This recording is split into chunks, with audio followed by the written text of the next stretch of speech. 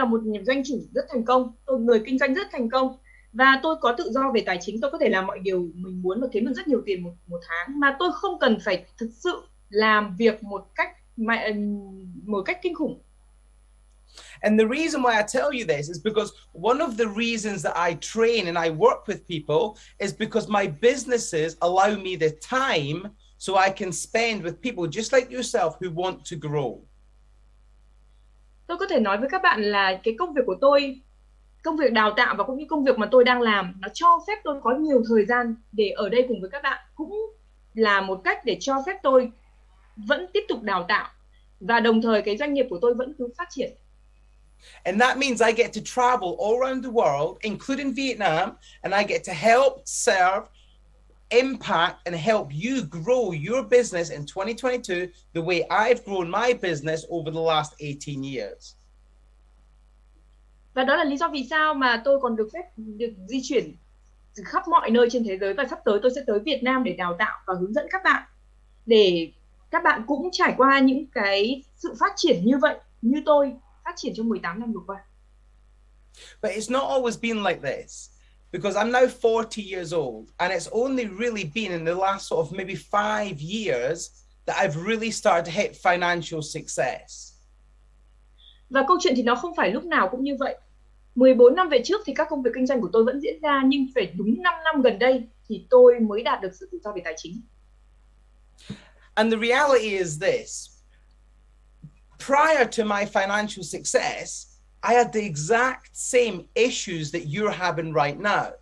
I was shy, I was lazy, I didn't want to take risk, I cared about other people's opinions. Và một sự thật là tôi đã trải qua một thời kỳ giống như các bạn như bây giờ.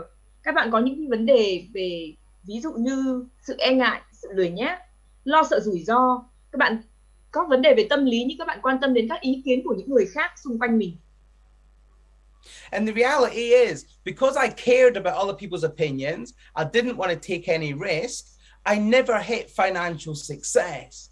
It's only when I started to grow up here that my life exploded and my income went sky high.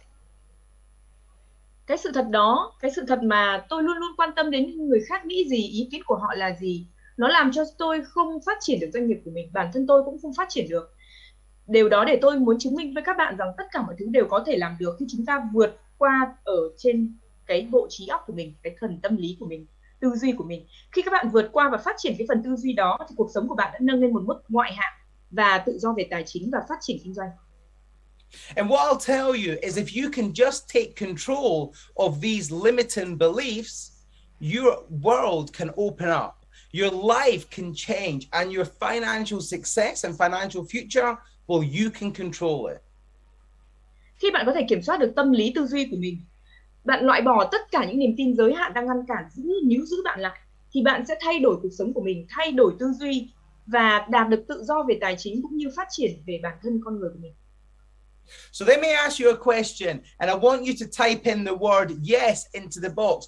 Do you want to take control of your financial future? If you do, type in yes right now. Vậy thì tôi có một câu hỏi. Các bạn hãy đánh vào khung chat yes nếu như bạn có câu trả lời là có. Bạn có muốn kiểm soát được tương lai tài chính của chính mình không? Hãy đánh vào khung chat yes hoặc có nếu như bạn là người đó. Yes, yes, yes.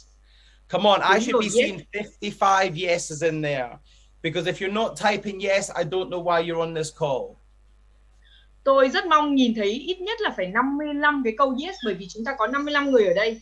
Và các bạn phải đánh. Don't know why you're here. So again, type in yes if you're going to get excited about your financial future. Go!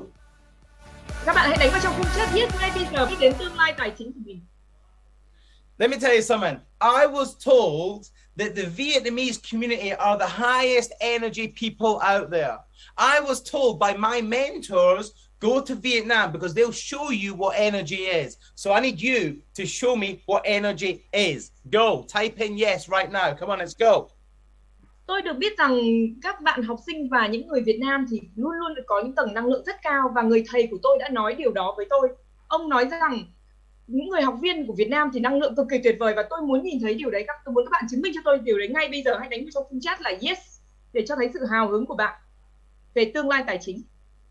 Because in business, energy is everything. The reality is energy is everything in your business. Because you wouldn't do business with somebody of low energy. You would only do business with somebody of high energy. Somebody you want to be around, somebody you want to be like. Trong kinh doanh thì cái điểm mấu chốt đó chính là năng lượng. Năng lượng ở tầng cao chính là điểm chính của trong kinh doanh. Bạn sẽ không muốn làm việc và kinh doanh với một người luôn luôn ở tầng năng lượng thấp. Bạn sẽ không muốn ở cùng một người năng lượng thấp, đúng không nào? Vì thế chúng ta phải luôn luôn nhớ rằng trong kinh doanh năng lượng là tất cả. Năng lượng cao là tất cả. And let me tell you something. I'm coming to Vietnam this year, and I want every single one of you to come along and experience spending some time with me and being around my energy. Because let me tell you something. If you can get around people with high energy, you will become high energy yourself. Tôi sắp tới sẽ đến Việt Nam vào mùng 1 đến mùng 2 tháng 8 và tôi rất muốn tất cả các bạn sẽ ở đó để cùng tất cả chúng ta để cảm nhận được cái nguồn năng lượng cao của tôi. Khi chúng ta ở gần một người có nguồn năng lượng cao và tích cực thì các bạn sẽ được truyền tải cái nguồn năng lượng đó đến cho bản thân của mình.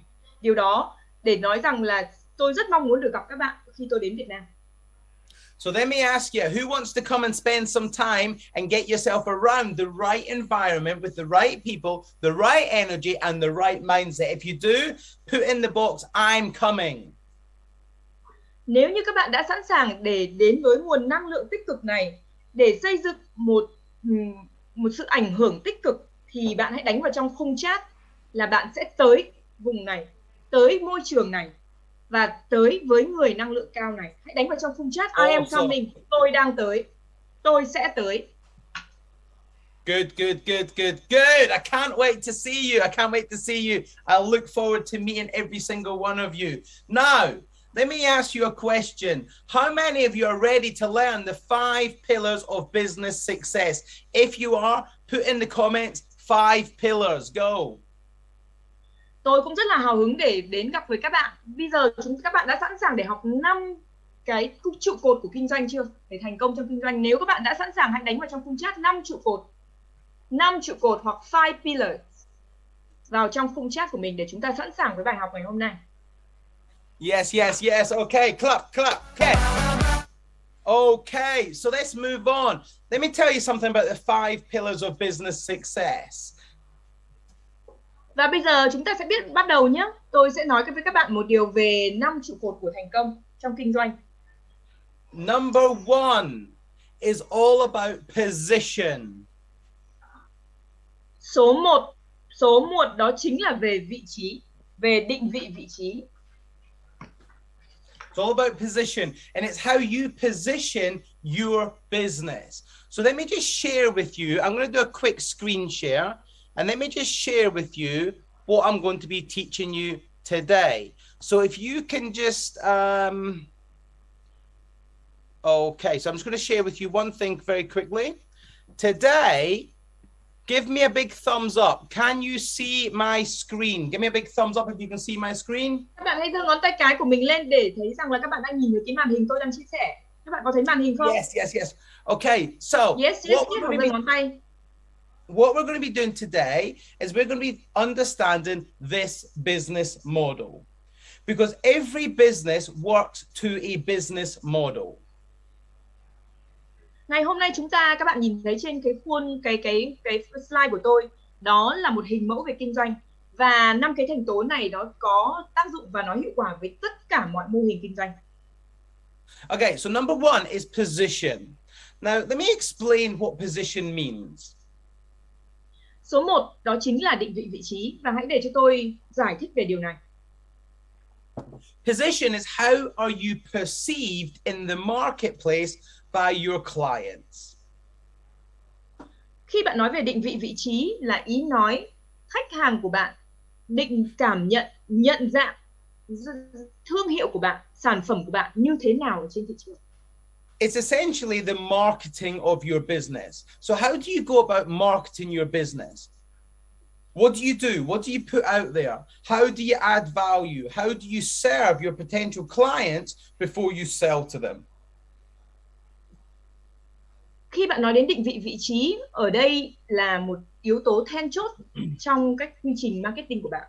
Làm thế nào bạn để bạn định vị sản phẩm của mình đối với các khách hàng tiềm năng trước khi bạn thật sự bán sản phẩm của mình, bạn định vị nó như thế nào?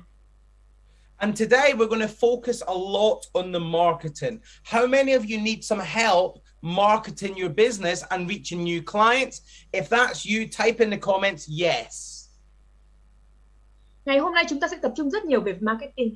Bao nhiêu trong số các bạn đang rất cần thiết, rất cần muốn học thêm về marketing thì hãy đánh vào trong khung chat yes để cho tôi biết. Yes, because what I can tell you is the biggest problem every business has is attracting clients and marketing their business. And today I'm going to share with you how I've grown 9 businesses and created millions of pounds worth of income. Các bạn có thể thấy rằng trong bất kỳ một lĩnh vực kinh doanh nào thì cái vấn đề lớn nhất đó chính là marketing, làm thế nào để bạn có thể thu hút được khách hàng và marketing hiệu quả nhất để đưa đến sản phẩm của mình đến khách hàng. Tôi ngày hôm nay sẽ chia sẻ cùng với các bạn, đào tạo cho các bạn kỹ năng này bởi vì bản thân tôi đang sở hữu 9 doanh nghiệp khác nhau và đang rất thành công. And we're going to focus heavily on that today. Next, we have product. What do you sell? What do you offer? And how do you actually monetize your business? Này, và điểm thứ hai đó chính là về sản phẩm. Ngày hôm nay chúng ta sẽ tập trung rất nhiều về marketing. Điểm thứ hai đó chính là về sản phẩm. Sản phẩm của bạn là gì? Dịch vụ của bạn là gì? Bạn kiếm tiền của mình như thế nào nhờ cái dịch vụ và sản phẩm của mình? So how many of you want to be able to create a product that people actually want to buy and pay you lots of money for? If you do, type in the comments yes, and then raise your hand and say yes. Và nếu như bạn là người muốn tạo ra sản phẩm của mình, một sản phẩm mà tất cả những khách hàng của bạn rất muốn, thì bạn hãy giơ ngón tay của mình lên và đánh vào trong khung chat yes nếu là bạn là người muốn tạo ra những sản phẩm đó. Okay, good. Then we're going to move on to the people. How do you systemize the business so you can spend more time with your friends, your families, and your loved ones, and more time doing what you want to do instead of thinking about running your business? Và điểm thứ ba, trụ cột mấu chốt thứ ba chính là con người. Đó là khi bạn hệ thống hóa cái công việc kinh doanh của mình để bạn có thể dành nhiều thời gian hơn cho gia đình và cho những người thân yêu. Và ở khi đó, cái thời gian của bạn sẽ là thời gian kiếm tiền và hoạt động ở bên trên, chứ không phải là thực sự đi vào trong từng cái bước của bán hàng. Because the reality is this, if you have to work in your business and you cannot take 3 months off, then you don't have a business, you have a job. And I want to help you create a business, which means you can go and sit on a beach and enjoy the money and enjoy the time. Nếu như bạn làm việc 1 năm 12 tháng và không được nghỉ ngơi chút nào, thì điều đó có nghĩa là bạn thật sự là người đi làm việc, người làm công, người làm thuê, chứ không phải là bạn, lúc đó là bạn đang có một công việc, chứ không phải là bạn đang có một chủ doanh nghiệp nữa. Bởi vì tôi ở đây tôi sẽ hướng dẫn các bạn làm thế nào để ngay cả khi bạn ngồi trên bãi biển tuyệt đẹp ở ngoài kia thì bạn vẫn có thể điều hành được doanh nghiệp của mình. Đấy mới là mục đích của chúng ta. And then we're going to move on and I'm going to show you how you can present your business, your products and yourself to as many clients as possible. And I want you to be able to present it in a way that means you impact and you make money. Và bước thứ 4, trụ cột thứ 4 chính là thuyết trình.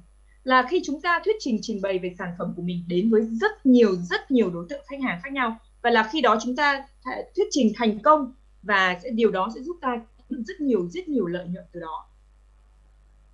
Once you've done that, I'm going to show you and I'm going to teach you how to sell. Because if you don't understand how to pitch your product, you will never get paid what you're worth. How many of you want to get paid what you're worth? If you do, I want you to type in money into the comments right now. Và ngay khi bạn đã tìm hiểu được đầy đủ 4 yếu tố này thì đấy là lúc mà tôi sẽ hướng dẫn, sẽ dạy cho các bạn cái cách bán hàng như thế nào hiệu quả nhất. Bạn sẽ thu được cái tiền, thu được lợi nhuận bởi vì bạn xứng đáng với điều đó. Nếu như bạn đã sẵn sàng với cái bài học ngày hôm nay, hãy đánh vào trong khung chat từ money, tiền. chính là cái doanh thu mà bạn kiếm được, bởi vì bạn xứng đáng với điều đó. Okay, good, good, good. Because if you understand how to position yourself, if you put products out there that people want to buy, if you get the right people around you, if you learn how to present and you learn how to pitch, that leads to big profit. So if you want to make big profit, type in profit right now into the comments. Go. Vậy là chúng ta ngày hôm nay, sau khi chúng ta đi qua đủ 5 bước này, sản phẩm, định vị, sản phẩm, con người, thuyết trình và bán hàng, thì lúc đó chúng ta sẽ có lợi nhuận. Và nếu như các bạn đồng ý với tôi, ngày hôm nay chúng ta sẽ học để làm thế nào kiếm về lợi nhuận. Hãy đánh vào trong khung chat profit, lợi nhuận. Absolutely, absolutely. Now, let me ask you a question before we move on and start teaching you this system. Who benefits from your success? So what I want to know is if you can master the art of business, if you can create a business, let's just say making $100,000 a year, who benefits from that? Is it you? Is it your family? Write in the comments, who is it that benefits from your success? Go.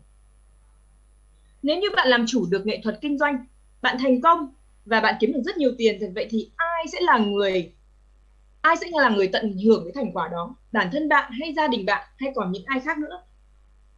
Hãy đánh vào trong khung chat. Okay, great. Good job. Good job. Write in the comments. Who benefits from you being successful? So is it you? Is it your family? Is it your children? Is it your wife? Is it your husband? Is it your brothers, your sisters, your grandparents? Who is it? Write it in the comments. Người đó là ai? Ai sẽ là người cũng được hưởng cái lợi nhuận đó, cái lợi ích đó khi mà bạn thành công? Là cha mẹ bạn, là con cái, là vợ, là chồng, hay gia đình, hay họ hàng? Hãy đánh hết vào trong khung chat. Awesome. Very good. Very good. For me, I have two little girls. I have two little girls. And for me, everything I do, everything I work for, every action I take is with them in mind, because I want to make sure my children have everything they ever want. Bản thân tôi có 2 cô con gái nhỏ, và tất cả những gì tôi làm, tất cả những hành động gì mà tôi đang quyết liệt ở trên ngoài sân trường, thì luôn luôn trong tâm trí của tôi nghĩ đến 2 người con gái của tôi. Đó là điều mà nó luôn luôn gợi đến cho tôi khi tôi nghĩ đến những cái thành công mà tôi đang hướng tới. And what I'll tell you is if you can make your business about somebody else or a bigger picture, it will definitely become more successful. That's the reality. Make your business about other people and they will in turn serve you. Khi bạn biến cái công việc kinh doanh của mình cho một mục đích lớn lao hơn, khi mục đích kinh doanh của bạn nó vượt ra khỏi tầm bản thân của bạn mà phục vụ cho cả người khác nữa, thì đó là một cái tầng cao hơn của việc kinh doanh. Và hãy làm như vậy để chúng ta sẽ tận hưởng được cái sự thành công của kinh doanh. Và lúc đó tất cả những người xung quanh khi họ được hưởng lợi, họ sẽ quay ngược trở lại và phục vụ cho mục đích kinh doanh của chúng ta. So let me ask you a question. How many of you are ready to start making it about other people? If you are, I want 2 thumbs up right now. Go, 2 thumbs up right now. Nếu như bạn đã sẵn sàng là người đó kiếm tiền, làm việc kinh doanh thành công cho người khác, thì hãy giơ 2 ngón tay của mình lên. 2 ngón tay cái thành công. Yeah, good job, good job, good job, good job. It's Đúng rồi, always tốt, about tốt. other people. It Nó must luôn luôn be kinh doanh about luôn other luôn people. về người khác. Nó luôn luôn phải vì mục đích lớn hơn. Yes, must be about other people. All right, let's start moving on. So we're going to go straight to number 2. We're going to miss out position and we're going to go straight into number 2, and that's about the product. So write down product.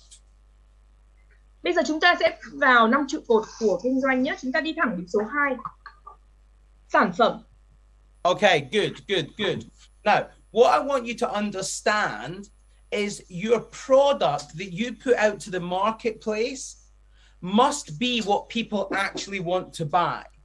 You see, here in the UK, I do a lot of property investments and a lot of real estate. Khi nói về sản phẩm thì có một điều tôi cần phải nhắc nhở các bạn, đó chính là bạn cần phải tạo ra cái sản phẩm mà tất cả mọi người ở ngoài kia ở thị trường muốn mua. Bởi vì với như tôi là chủ doanh nghiệp của rất nhiều các doanh nghiệp liên quan đến bất động sản ở Anh. And one of the biggest problems I saw here in the UK from my students that I'm mentoring is they're often going out and finding and creating products that people don't want to buy or they cannot afford. So every product range that I have in my business attracts every type of client. And you need to do the same for your business. Từ những kinh nghiệm của tôi khi nghiên cứu về thị trường cũng như lắng nghe về những cái vấn đề mà học sinh của tôi khi họ chia sẻ, đó vấn đề của họ đó chính là họ tạo ra những cái sản phẩm mà khách hàng không thể mua được, hoặc là họ không muốn mua, hoặc là họ không có đủ tiền để mua. Vậy thì cái vấn đề của chúng ta khi chúng ta tạo sản phẩm thì cái sản phẩm này nó phải đáp ứng nhu cầu của rất nhiều người và tất cả mọi người đều có thể mua. For instance, let me just share with you something. In one of my businesses, I've got a product range that ranges from $24 to $5,000. And that means that there's a product for every client. Tôi có thể lấy một ví dụ như sau. Trong 1 trong 9 cái ngành kinh doanh mà tôi đang làm chủ thì tôi có một cái loại sản phẩm và nó một dòng sản phẩm có rất nhiều loại giá khác nhau. Nó đi từ 24 đô cho đến 5.000 đô. Và như vậy là các dòng sản phẩm của tôi đáp ứng nhu cầu của tất cả mọi người. So today we're going to focus on, in a minute, we're going to focus on how you position your business.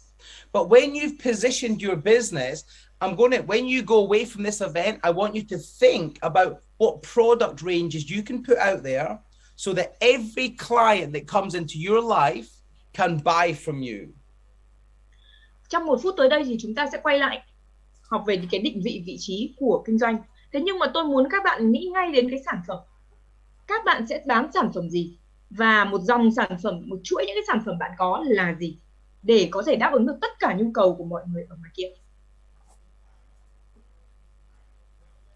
So, and what I want you to do is I want you to create something like this. Okay? Tôi muốn các bạn làm, hãy viết ra một tờ giấy, một cái tờ nốt nó trông như thế này này. This is like a sales funnel, okay? So at the top cái này of được the gọi là phễu bán hàng. So at the top of the sales funnel, we've got my entry level product, which is $24.99. Now, not everybody will buy it, but most people will. Các bạn có thể thấy là đây là một cái phễu kinh doanh. Và cái sản phẩm đầu tiên là sản phẩm tôi bán là có trị giá là 24,99 đô. Không phải tất cả mọi người đều mua, nhưng mà số phần lớn khách hàng sẽ mua. And then coming down the funnel, we've got another product, which is $500. So again, not everybody will buy it, but people will. Và ở hàng thứ hai, đó là một sản phẩm trị giá cao hơn, có trị giá là 500 đô. Không phải tất cả mọi người đều sẽ mua, nhưng sẽ có người mua. And then down the line, we've got one at 1,000 and then one at 2 to 5,000 pounds. So this is a quick product funnel that I use in one of my businesses. But what it means is every client that comes in the top, they've got a product that they can buy. Các bạn có thể thấy rằng đây là một cái mẫu mà tôi đã sử dụng trong việc kinh doanh của tôi. Ở hàng thứ ba đó chính là sản phẩm 1.000 đô. Hàng tiếp theo là 2.000 đến 5.000 đô. Các bạn có thể thấy là tất cả những người mà mua sản phẩm của tôi ngay từ lúc vào chỉ có với giá 24,99 đô thì khả năng họ đi sâu hơn và họ có sự lựa chọn tiếp theo để đi vào những cái sản phẩm cao hơn, có giá trị lớn hơn. And that product funnel that I've just shown you, in the last 12 months, completely systemized, I don't do anything in that business, has made $450,000. Completely systemized. 4 cái dòng sản phẩm mà tôi vừa giới thiệu với các bạn thì tôi đã hệ thống hóa nó. Và hiện tại bây giờ tôi không phải làm gì cả, mà nó được hệ thống hóa và nó tự động tạo ra tiền 450.000 đô. So let me ask you a question. How many of you want to be able to create a product range which means you earn $450,000 in the next 12 months? If you do, type in yes into the chat box right now. Nếu bạn là người muốn có dòng sản phẩm đó và tạo ra được 450.000 đô một năm mà không cần phải làm gì cả, tất cả mọi thứ đều hệ thống hóa, thì bạn có muốn không? Hãy đánh vào trong khung chat yes. Hãy đánh vào trong khung chat có yes. Absolutely. nếu bạn là người đó. Because it's all about creating a product range for every client. Bởi vì khi chúng ta nói đến sản phẩm là chúng ta nói đến những dòng sản phẩm khác nhau mà có thể đáp ứng được nhu cầu của tất cả mọi người. And if you can do that, let me tell you something, you will make more money. It is factually proven. I've done it many, many times. Và khi bạn đã thành công trong việc này thì chắc chắn bạn sẽ thành công trong việc kiếm rất nhiều tiền. Và bản thân tôi đã thành công, nó đã được chứng minh và nó thật sự thành công. Đó là lý do vì sao tôi chia sẻ với các bạn ngày hôm nay.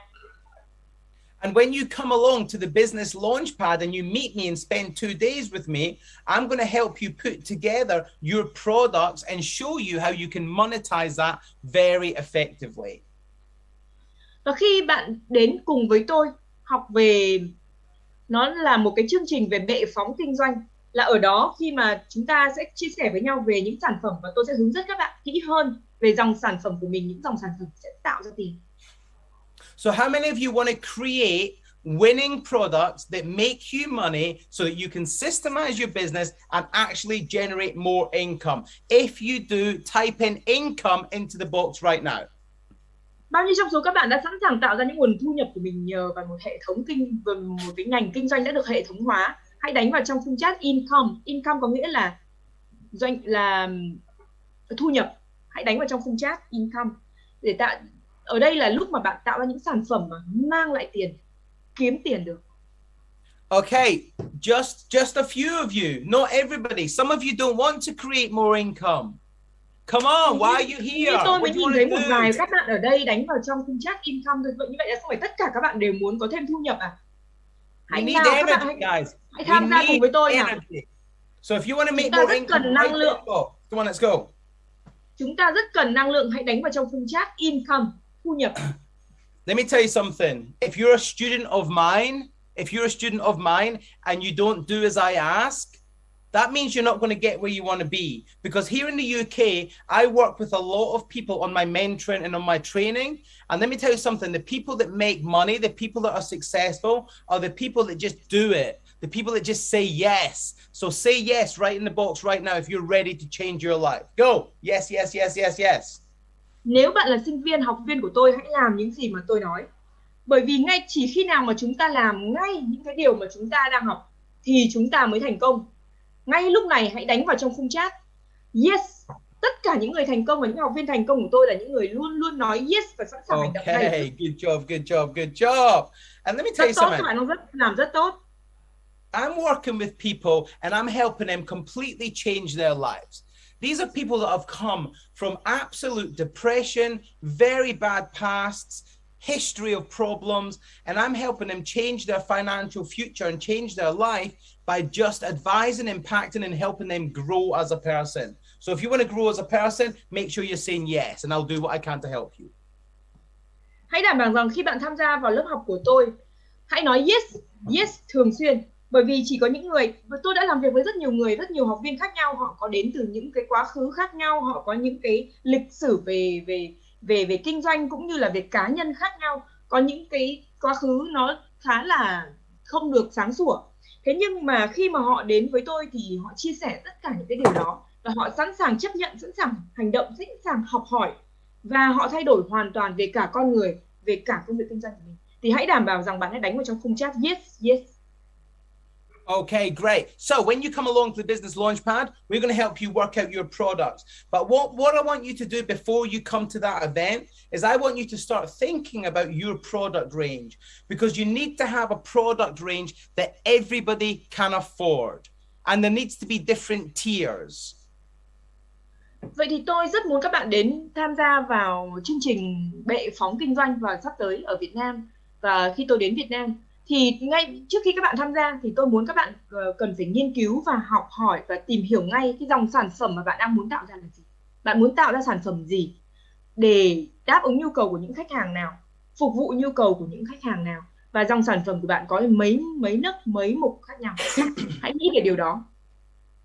And I think I can't wait to help you with that. Okay, so next, let's move on to the people. Because in your business, who wants to create a systemized business?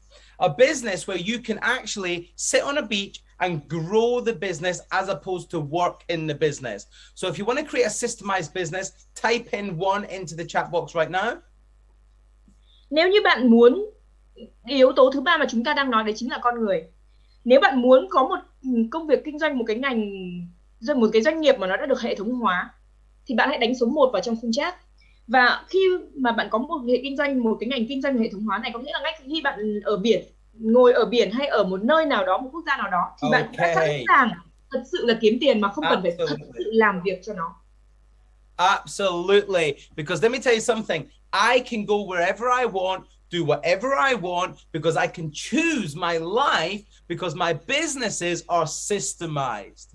And I want you to be in that position. Bản thân tôi có thể đi tất cả mọi nơi nào tôi muốn, tôi có thể du lịch ở khắp mọi nơi, có thể làm những điều tôi muốn, tôi có thể chọn cho mình cái cuộc sống mà tôi muốn, bởi vì tất cả các công việc kinh doanh của tôi, doanh nghiệp của tôi đều được hệ thống hóa. And the only reason I can come to Vietnam and I can go to America and I can go wherever else in the world I go to train people is because my businesses don't need me. They don't need me. They could sack me. It doesn't matter. They don't need me to make money. Một trong những lý do mà cái công việc kinh doanh của tôi nó thành công và nó cho phép tôi đi đến Việt Nam hay đi đến Mỹ hay bất kỳ một quốc gia nào khác để đào tạo và huấn luyện mọi người, đó là bởi vì nó không cần tôi nữa. Nó đã được hệ thống hóa rồi. Ngay cả bây giờ nó có thể sa thải tôi luôn. Nó không cần tôi. Đấy là lý do vì sao mà tôi có thể đến Việt Nam mà không cần phải lo nghĩ. And what I will say is I was in Vietnam 3 weeks ago, and I had the pleasure of meeting Mr. Vasco. And Mr. Vasco has done this very well. Mr. Vasco's got 25 businesses, and they're all systemized. That is absolutely amazing. And I model that. 3 tuần trước thì tôi đã đến Việt Nam và có cơ hội để gặp thầy Vasco, thầy Tô Nhật. Và thầy Tô Nhật hiện tại bây giờ họ đang quản lý 25 doanh nghiệp khác nhau, và cả 25 doanh nghiệp này đều được hệ thống hóa. Và tôi rất là ngưỡng mộ thầy Vasco, và bản thân tôi là áp dụng cái mô hình này. And let me tell you something, if you can systemize your business, suddenly you get the one thing in life that you never get back, and that's time. Because time is what we're all here. We want time. Time for ourselves, time for our family, time to choose our life. I'm sick and tired of people having to work so many hours for such little money that that's why I created this business. That's why I created my training. Khi bạn hệ thống hóa được doanh nghiệp của mình thì bạn sẽ đạt được một cái điều mà bạn không thể lấy lại, đó chính là thời gian. Đó là một cái tài sản cực kỳ lớn. Khi bạn có thời gian, bạn sẽ có thời gian để ở cùng với gia đình, ở cùng với cho chính bản thân mình, ở cùng với gia đình và với những người thân yêu của mình. Thì tôi đã cảm thấy rất là mệt mỏi khi mà tôi lắng nghe rất nhiều người chia sẻ rằng họ phải làm việc rất nhiều giờ hàng ngày để kiếm những đồng tiền rất nhỏ nhoi, bởi vì bản thân họ chưa hệ thống hóa được và phải dành rất nhiều thời gian của mình để làm việc những công việc hàng ngày đó. Thì đó chính là lý do vì sao mà tôi tạo ra cái chương trình đào tạo. Amazing. So I want you to systemize your business, and everybody can systemize. And even if it means you start at the beginning and you do a little bit and a little bit and a little bit, eventually you want to get your business in a position where you actually don't need to be there. Vì vậy đấy là lý do vì sao tôi tạo ra cái chương trình đào tạo của mình. Các bạn có thể bắt đầu từ những cái bước đi rất là nhỏ, hệ thống hóa từng bước một. Có thể ban đầu là bước nhỏ, sau đó bạn lớn dần, mạnh hơn mỗi lúc một như thế. Về sau bạn sẽ nhìn thấy được sự thành công của mình khi mà hệ thống hóa được doanh nghiệp.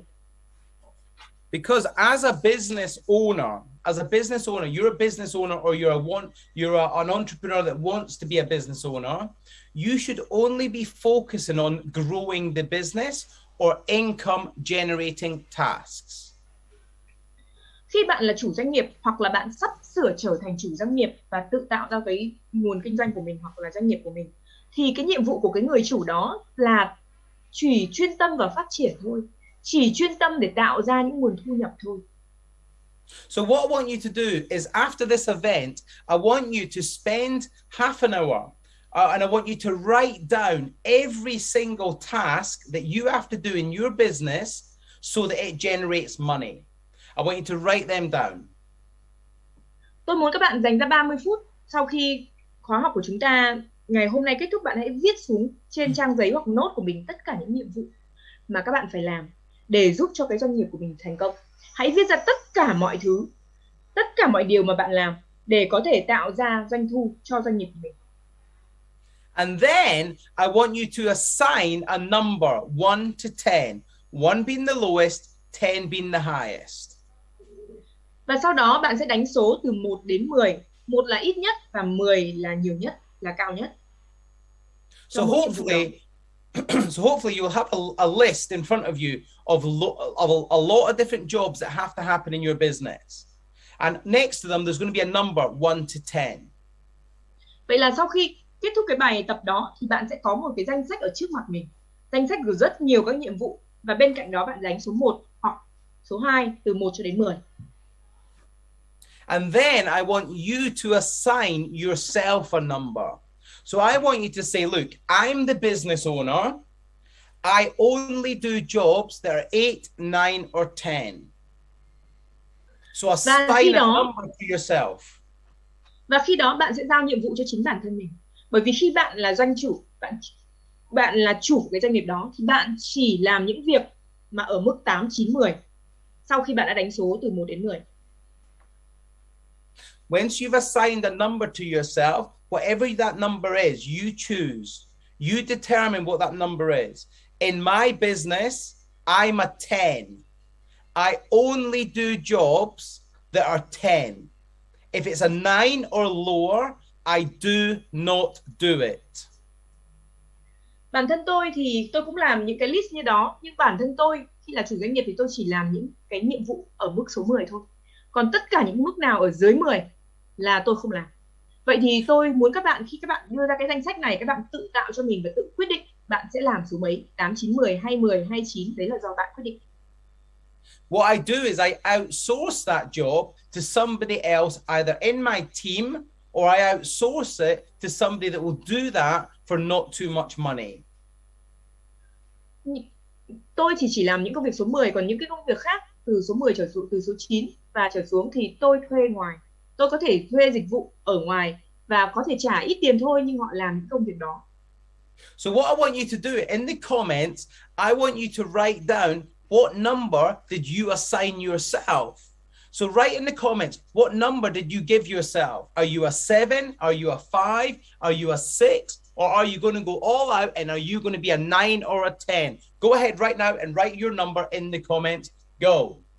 Vậy thì bây giờ tôi sẽ muốn các bạn tương tác và ghi vào trong khung chat bạn đánh số của mình là số mấy. Tức là bạn sẽ làm công việc số mấy. 10, 5, 7 hay 8, 9, 10 hay con số nào đó. Hãy viết vào trong khung chat bạn đang đánh số của mình là số mấy. 6, Hoặc có những người 9, họ 10, sẽ phải làm 8, rất 9, nhiều công việc. Yeah. 8, 9, 10, Đúng rồi, tiếp tục. 7. Okay, cool. Có bạn là 8, 9, 10, có bạn là 7. Come on, what else? What else? 9, 10, 6, 7, 8, 9, 10. Absolutely. Có bạn 8, 9, 10, 6, 7, 8, 9. Các bạn hãy tương tác, hãy cho tôi biết. Come on, if you're on this call, I want to know what your number is. Type, come on, type. Let's go. Nếu như bạn ở trong lớp Zoom, tôi muốn biết bạn đang 8, 9, 10. cho mình số 5, mấy. 6, 7, 8, 9, 10. Okay, good. Any more? Come on, let's go. 8, 9, 10. Absolutely. Hãy tiếp tục. 8, 9, 10, 5, 6, 7, 8, 9, 10, 9s 9, and 10. 10s. I'm loving this. I'm loving this. I'm loving that you guys are valuing yourself so highly. It's really important. Tôi rất thích những cái gì mà các bạn đang viết ở đây, và đặc biệt với những ai mà đang đánh giá rất cao bản thân và nhiệm vụ của mình là 9, 10 hay cao hơn. Rất tuyệt vời. So what you need to do is, if you want to really systemize your business, if you want to really step away from your business, you need to find a good, solid way to outsource any job that does not have your number on there. Vậy thì đó chính là lý do vì sao mà chúng ta phải hệ thống hóa doanh nghiệp của mình. Bạn sẽ rất muốn tránh xa những cái công việc hàng ngày càng nhiều càng tốt, và hãy tìm ra một cách chắc chắn để bạn thuê được những cái người mà họ làm thay cho bạn. Những cái công việc mà bạn không phải làm thì bạn sẽ không làm, mà sẽ thuê người làm. Is everyone following? Am I making sense? Okay, if I'm making sense, type in yes into the chat box. Tất cả những gì tôi nói có dễ hiểu không? Các bạn có hiểu được không? Hãy đánh vào trong khung chat yes nếu như bạn đang hiểu những gì tôi đang nói. Và nó đang có. Okay, good. All right, okay. So let me tell you something. When you get used to doing this, you'll forever be systemizing. I do not work actively in any business apart from my training business. Khi mà các bạn đã làm quen với việc hệ thống hóa thì các bạn sẽ biết được rằng hệ thống hóa là như thế nào và các bạn sẽ được lợi từ việc hệ thống hóa. Bản thân tôi, ngoài công việc đào tạo thì tất cả những công việc khác tôi đều đang không phải quản lý từ A đến Z. Chỉ có công việc đào tạo là tôi tham gia với năng lượng nhiều nhất và hiện diện nhiều nhất. And the only reason I do that is because I am passionate about serving, about impacting and helping other people grow, because it makes me feel fulfilled. So I only work actively in the roles that make me feel fulfilled and I'm passionate about. Cái lý do mà tôi luôn hiện diện và dành rất nhiều năng lượng cho các khóa đào tạo của tôi đấy là bởi vì tôi rất là hạnh phúc khi nhìn thấy người khác phát triển và thay đổi. Bởi vì tôi cảm thấy lúc đó là tôi được tọa nguyện, tôi nhìn thấy sự thành công trên tất cả mọi người, sự thay đổi và họ cũng ứng dụng những cái điều thành công đó thì tôi cảm thấy cực kỳ tọa nguyện. Đó là lý do vì sao mà tôi luôn luôn hiện diện trong các khóa học của mình thay vì là những cái hệ thống khác hoặc là những cái ngành kinh doanh khác đã được hệ thống hóa. So how many of you, by a show of hands, how many of you want to only work and be passionate about what you do so that you get paid the most amount of money? If that's you, raise your hand and say yeah. Nếu như bạn cũng muốn như vậy, chỉ dành thời gian cho những việc bạn đam mê và kiếm tiền từ những việc bạn đam mê thì hãy giơ cánh tay của mình lên. Hãy giơ cánh tay của mình thật cao lên để cho tôi thấy. Awesome. Thank you, thank you, thank you, thank you. So Cảm ơn các bạn rất nhiều. I want you to systemize your business. I want you to get the right people around you. And then that gives you time to focus on presenting, which leads us on to present. That leads us on to how you present your business. Vậy thì khi bạn hệ thống hóa được doanh nghiệp của mình, bạn đã có được một đội ngũ những cái nhân viên đúng, những nhân viên giỏi ở trong tay của mình, thì bạn sẽ có nhiều thời gian và dành thời gian hơn cho cái công việc tiếp theo của mình, đó chính là trụ cột tiếp theo, đó là thuyết trình. Because when you present your business effectively, you will grow your business.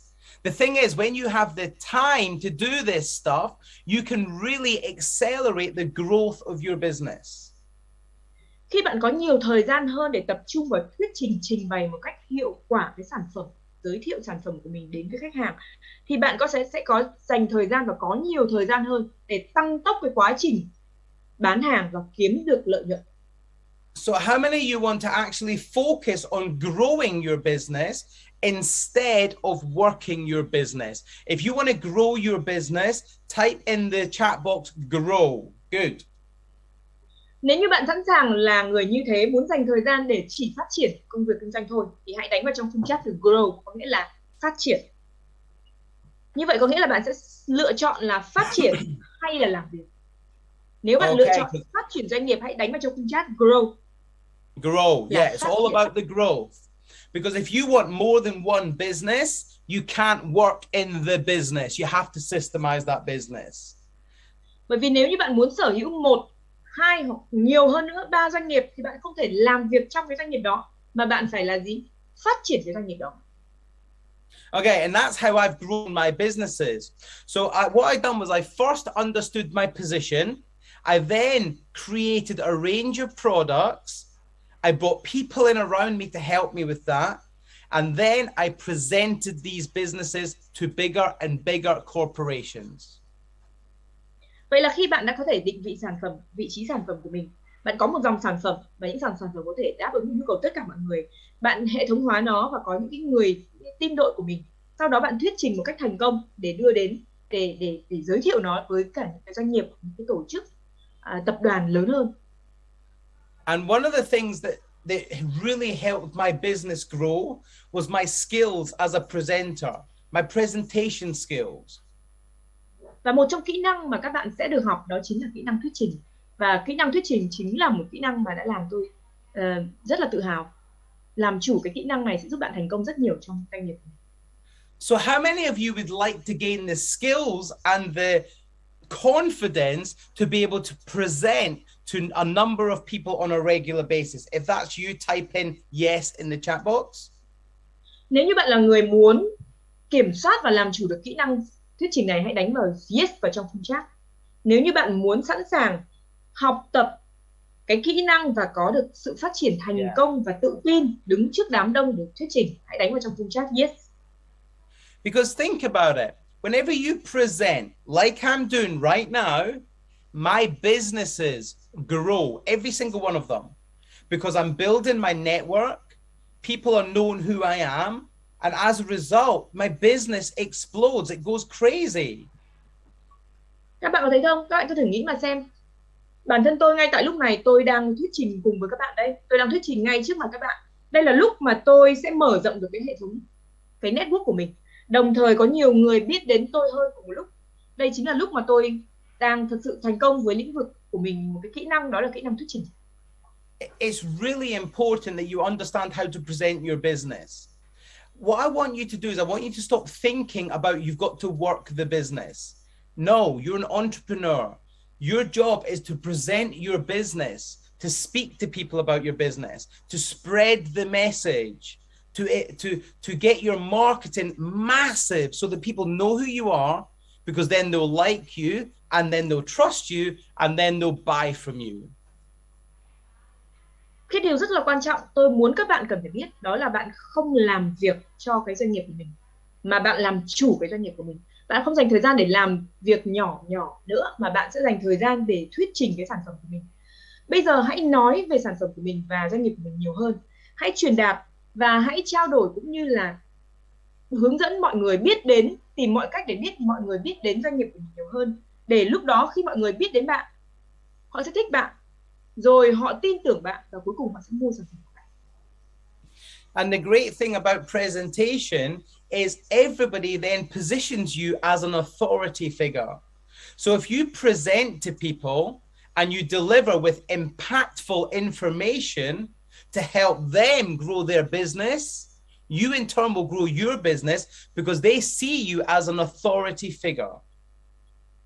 Khi bạn đã đứng trước đám đông, bạn đã kiểm soát và có thể làm chủ được cái kỹ năng của mình, bạn thuyết trình nhiều hơn và chia sẻ nhiều hơn cái kinh nghiệm của mình về doanh nghiệp, thì lúc đó bạn tự tạo cho mình một cái quyền gọi là thẩm quyền.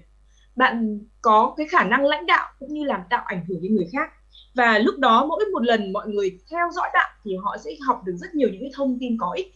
Và lúc đó là mọi người cứ theo bạn một cách tự nhiên, và bạn sẽ có những cái tác động có ảnh hưởng tự nhiên lên trên họ. So how many of you want to become a presenter in order to grow your business, expand your reach, and help other people change their lives and by using your product? How many want to do that? If you do, type in yes into the chat box. Nếu như bạn là người muốn sẵn sàng có thể muốn làm chủ được cái kỹ năng này, thì hãy đánh vào trong khung chat yes. Bởi vì khi bạn là một người thuyết trình thì cái cánh tay của bạn sẽ mở rộng ra nhiều hơn, bạn sẽ đạt được, gặp được và vươn tới nhiều người hơn. Thì lúc đó bạn sẽ tạo được những ảnh hưởng tích cực đến họ, thay đổi cuộc đời họ và giúp đỡ họ. Thì nếu như bạn là người đó, hãy đánh vào trong khung chat yes. Okay, great. Thank you, thank you, thank you. Let me tell you something. I presented my business in front of 5 people, in front of 500 people, and in front of 2,000 people. Because every time I get given an opportunity to present, and that means me standing up and speaking about my business, I jump at the opportunity. Tôi đã từng thuyết trình trước 5 người, và thuyết trình trước 500 người, và cũng có cơ hội để thuyết trình trước 2.000 người. Bất cứ khi nào tôi có một cơ hội để thuyết trình là tôi sẽ chớp lấy cơ hội ngay, nhảy lên trên sân khấu và thuyết trình. And I've been given an opportunity to come out to Vietnam and present to yourself and other people that come along and want to spend 2 days with me. And of course, I'm coming and I'm going to do that. So how many of you want to come along to that 2-day event? If you do, type in yes, because I'd love to meet you. Tôi có cơ hội và tôi đã nắm bắt cơ hội. Sắp tới đây tôi sẽ tới Việt Nam vào ngày 1 đến 2 tháng 8. Chỉ trong 2 ngày thôi chúng ta sẽ chia sẻ học hỏi được với nhau rất nhiều. Nếu như các bạn đã sẵn sàng để đến đó để học hỏi cùng với tôi thì hãy đánh vào trong khung chat yes. Nếu như bạn đã sẵn sàng cho việc đó. Because when you learn how to present your business to whoever will listen, your business will grow. Because people will know who you are. They'll recognize your face. They'll recognize your brand. They'll recognize that you're authority. who recognize that you're the person to be with. Bởi vì khi bạn trở thành một nhà thuyết trình thì đó chính là lúc, hoặc là khi là bạn thuyết trình trước đám đông, đó chính là lúc mà công việc kinh doanh của bạn mở rộng. Bởi vì khi bạn thuyết trình là bạn đang quảng bá đến bản thân của mình, thương hiệu của mình và thương hiệu doanh nghiệp của mình. Nhiều người biết đến bạn hơn, họ sẽ nhớ khuôn mặt của bạn, họ sẽ nhớ đến định vị cái thương hiệu của bạn, và họ sẽ cảm nhận được sự ảnh hưởng của bạn đến họ. And that means they will buy from you because they know you, they like you, they trust you, and then they're going to employ your services for whatever they want to buy. We need people to know us, like us, and trust us. And the way you do that is by effectively presenting your business. Và bạn có biết không, bằng một cách thuyết trình một cách hiệu quả đó, tiếp xúc đám đông và trở thành một nhà thuyết trình tài giỏi, tự tin, thì bạn sẽ có nhiều người biết đến bạn hơn, nhiều người biết đến sản phẩm của bạn hơn, nhiều người thích bạn hơn, nhiều người bạn tin bạn hơn, và lúc đó chắc chắn là họ sẽ mua của bạn nhiều hơn. So, how many of you think you've got the confidence to present? If you do, give me a big wave of hands. Give me a big wave of hands. Bao nhiêu trong số các bạn rất tự tin với cái kỹ năng thuyết trình của mình? Hãy vẫy tay của mình nào. Hãy vẫy tay sóng nước của mình nếu như bạn rất tự tin với cái khả năng thuyết trình của mình. So I'm going to give you an opportunity right now. Who wants to take this opportunity? Tôi bây giờ sẽ cho các bạn một cơ hội. Ai muốn chấp lấy cơ hội này? I'm going to give you an opportunity to sell your business right now to everybody on this call. That means you're going to get a 20 seconds to pitch your business to people on this call right now. Who wants the opportunity? I need you to wave your hands if you do. Tôi sẽ cho các bạn một cơ hội ngay lúc này nếu như bạn muốn chấp lấy nó. Bạn sẽ có 20 giây để thuyết trình trước tất cả mọi người trong lớp học của chúng ta về doanh nghiệp của bạn. Bạn sẽ được tạo ra một cái sân chơi và bạn có 20 giây để thuyết trình. Ai muốn giơ tay? Ai muốn chấp lấy cơ hội này? Because this is an opportunity, man. This is a great opportunity for you to tell people what you do and why you're here. So who wants to share? Đây thật sự là một cơ hội. Bạn sẽ nói cho tôi biết bạn ở đây làm gì và bạn làm công việc của ngành kinh doanh của bạn là gì. Đây là lúc mà làm cơ hội để bạn có thể chia sẻ với tất cả mọi người. Ai muốn chia sẻ nào? If you want to share, raise your hand. Raise your hand. Hãy giơ cánh tay của mình lên. Okay, we have. I just saw it. Where is he? Where's he going? Just raise your hand if you want to share. Henry. I saw you wave your hand, Henry.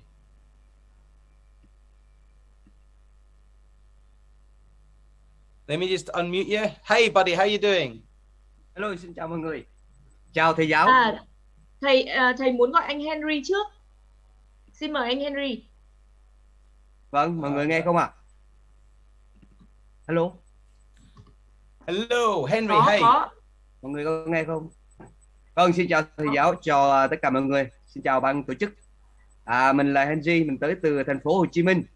Mình đang kinh doanh trong hai lĩnh vực xây dựng và các sản phẩm về sức khỏe, công nghệ xử lý nước.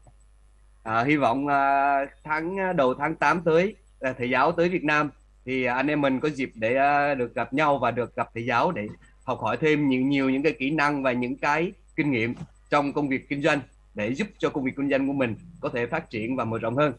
Xin cảm ơn mọi người, cảm ơn thầy giáo. Hello everyone, my name is Henry. I come from Ho Chi Minh City. I work on construction, health products, and water treatment. I really hope that in 2 days, when you are here, we'll have a chance to meet you, share with you, and grow with you. So I hope to be there, and hope to see everyone from the class. Awesome, very good. See, what I've just done is I've asked Henry to step up and speak. And did he do that with confidence? I think he did. So that means Henry will be able to present his business to other people. And what I want you to understand is when an opportunity comes your way, you know, Henry could have said anything. He could have literally said anything. He could have asked if there's any investors in the room that want to invest in his business. He could have done anything to sell himself and sell his business. Các bạn có thể thấy không? Như tôi nhận thấy rằng là khi anh Henry giơ cánh tay của mình lên và chấp lấy cơ hội để có thể phát biểu và nói trước đám đông, trước lớp của chúng ta, thì anh ấy nói với một sự tự tin và sự nhiệt huyết rất lớn. Và anh ấy đã có cơ hội để nói tất cả những điều, bất kỳ một điều gì anh ấy muốn. Và anh ấy đã nói những cái điều đó. Có thể là anh ấy sẽ hỏi thầy một điều gì đó, hoặc anh ấy có thể hỏi là ở trong lớp mình có nhà đầu tư nào không, vân vân và vân vân. Vậy là anh ấy chớp lấy cơ hội và nói tất cả những cái điều của mình muốn nói ra. And it's great that he stepped up and taken the challenge. Because let me tell you something. I was in a similar Zoom call about 10 years ago. Sorry, about 5 years ago. It was 2016. I was on a Zoom call. And I was on a video call. And it was a very similar situation where I was given an opportunity to speak. And at that Zoom call, I spoke and I met an investor who loaned me 60,000 UK pounds so I could buy one of my first properties here in the UK. Các bạn thấy không? Anh Henry thật sự là anh ấy đã chớp lấy cơ hội của mình. Đúng là như thế. Các bạn cũng nên nhớ, khi mình có cơ hội hãy nắm lấy nó. Bản thân tôi cách đây 5 năm khi mà ở trong một cuộc hội thảo online vào năm 2016, thì lúc đó tôi đã cũng chớp lấy cơ hội của mình, đã thực sự là thuyết trình. Và lúc đó tôi đã gặp được một nhà đầu tư và sẵn sàng đầu tư cho tôi 60.000 bảng Anh vào lúc đó, để đầu tư cho một cái lĩnh vực, một cái doanh nghiệp mà tôi đang sở hữu bây giờ. So in business, we're always looking for finance, always. Because if you want to grow your business, that takes finance. And you need to use every opportunity you've got to present, to speak about your business and help grow your business. And that means you're going to have to do what Henry done. And that means that when I give you an opportunity to speak, you speak about yourself, you speak about your business, and you speak about the value that you're helping people with in order for them to know you, like you, and trust you. And perhaps they might invest in your business. Các bạn có thể thấy không, khi chúng ta nói về kinh doanh thì chúng ta luôn luôn nói đến tài chính. Công việc kinh doanh và bất kỳ một doanh nghiệp nào nó phải gắn với tài chính. Thì cũng tương tự như vậy, trong bất kỳ một cơ hội nào chúng ta cần phải nắm lấy cơ hội. Khi chúng ta có cơ hội nói thì chúng ta thuyết trình về ai ạ? Thuyết trình về chính mình, thuyết trình về doanh nghiệp của mình. Và ở đây anh Henry đã chấp lấy cơ hội của mình và anh ấy nói về những cái giá trị, cũng như anh ấy nói về cái công việc kinh doanh của anh ấy, và cũng như là anh ấy nói đến cái mong muốn mà mình sẽ gặp thầy để học hỏi thêm. Thì đó chính là một cái cách mà mình ở đây mình nói rằng đó chính là một cái việc mà mọi người đang biết đến anh ấy nhiều hơn, đúng không ạ? Mọi người biết về cái công việc kinh doanh của anh ấy, và từ đó mà mọi người sẽ tin tưởng, rồi sau đó là sẽ đầu tư, có thể là có những cơ hội đầu tư. Thì chúng ta luôn luôn nói đến cái cơ hội ở đây, phải nắm lấy cơ hội. Khi tôi cho các bạn cơ hội, hãy nắm lấy cơ hội. So let me ask you a question, Henry. Are you looking for investment in your business? Do you need an investor? What do you need from me? What do you need? Vậy thì anh Henry, tôi có một câu hỏi cho anh. Khi anh đến tham gia lớp học này thì anh có đang kiếm tìm một nhà đầu tư không? Anh kiếm tìm một sự đầu tư nào đó? Hay anh có một câu hỏi gì đó cho tôi? Anh cần gì ở tôi?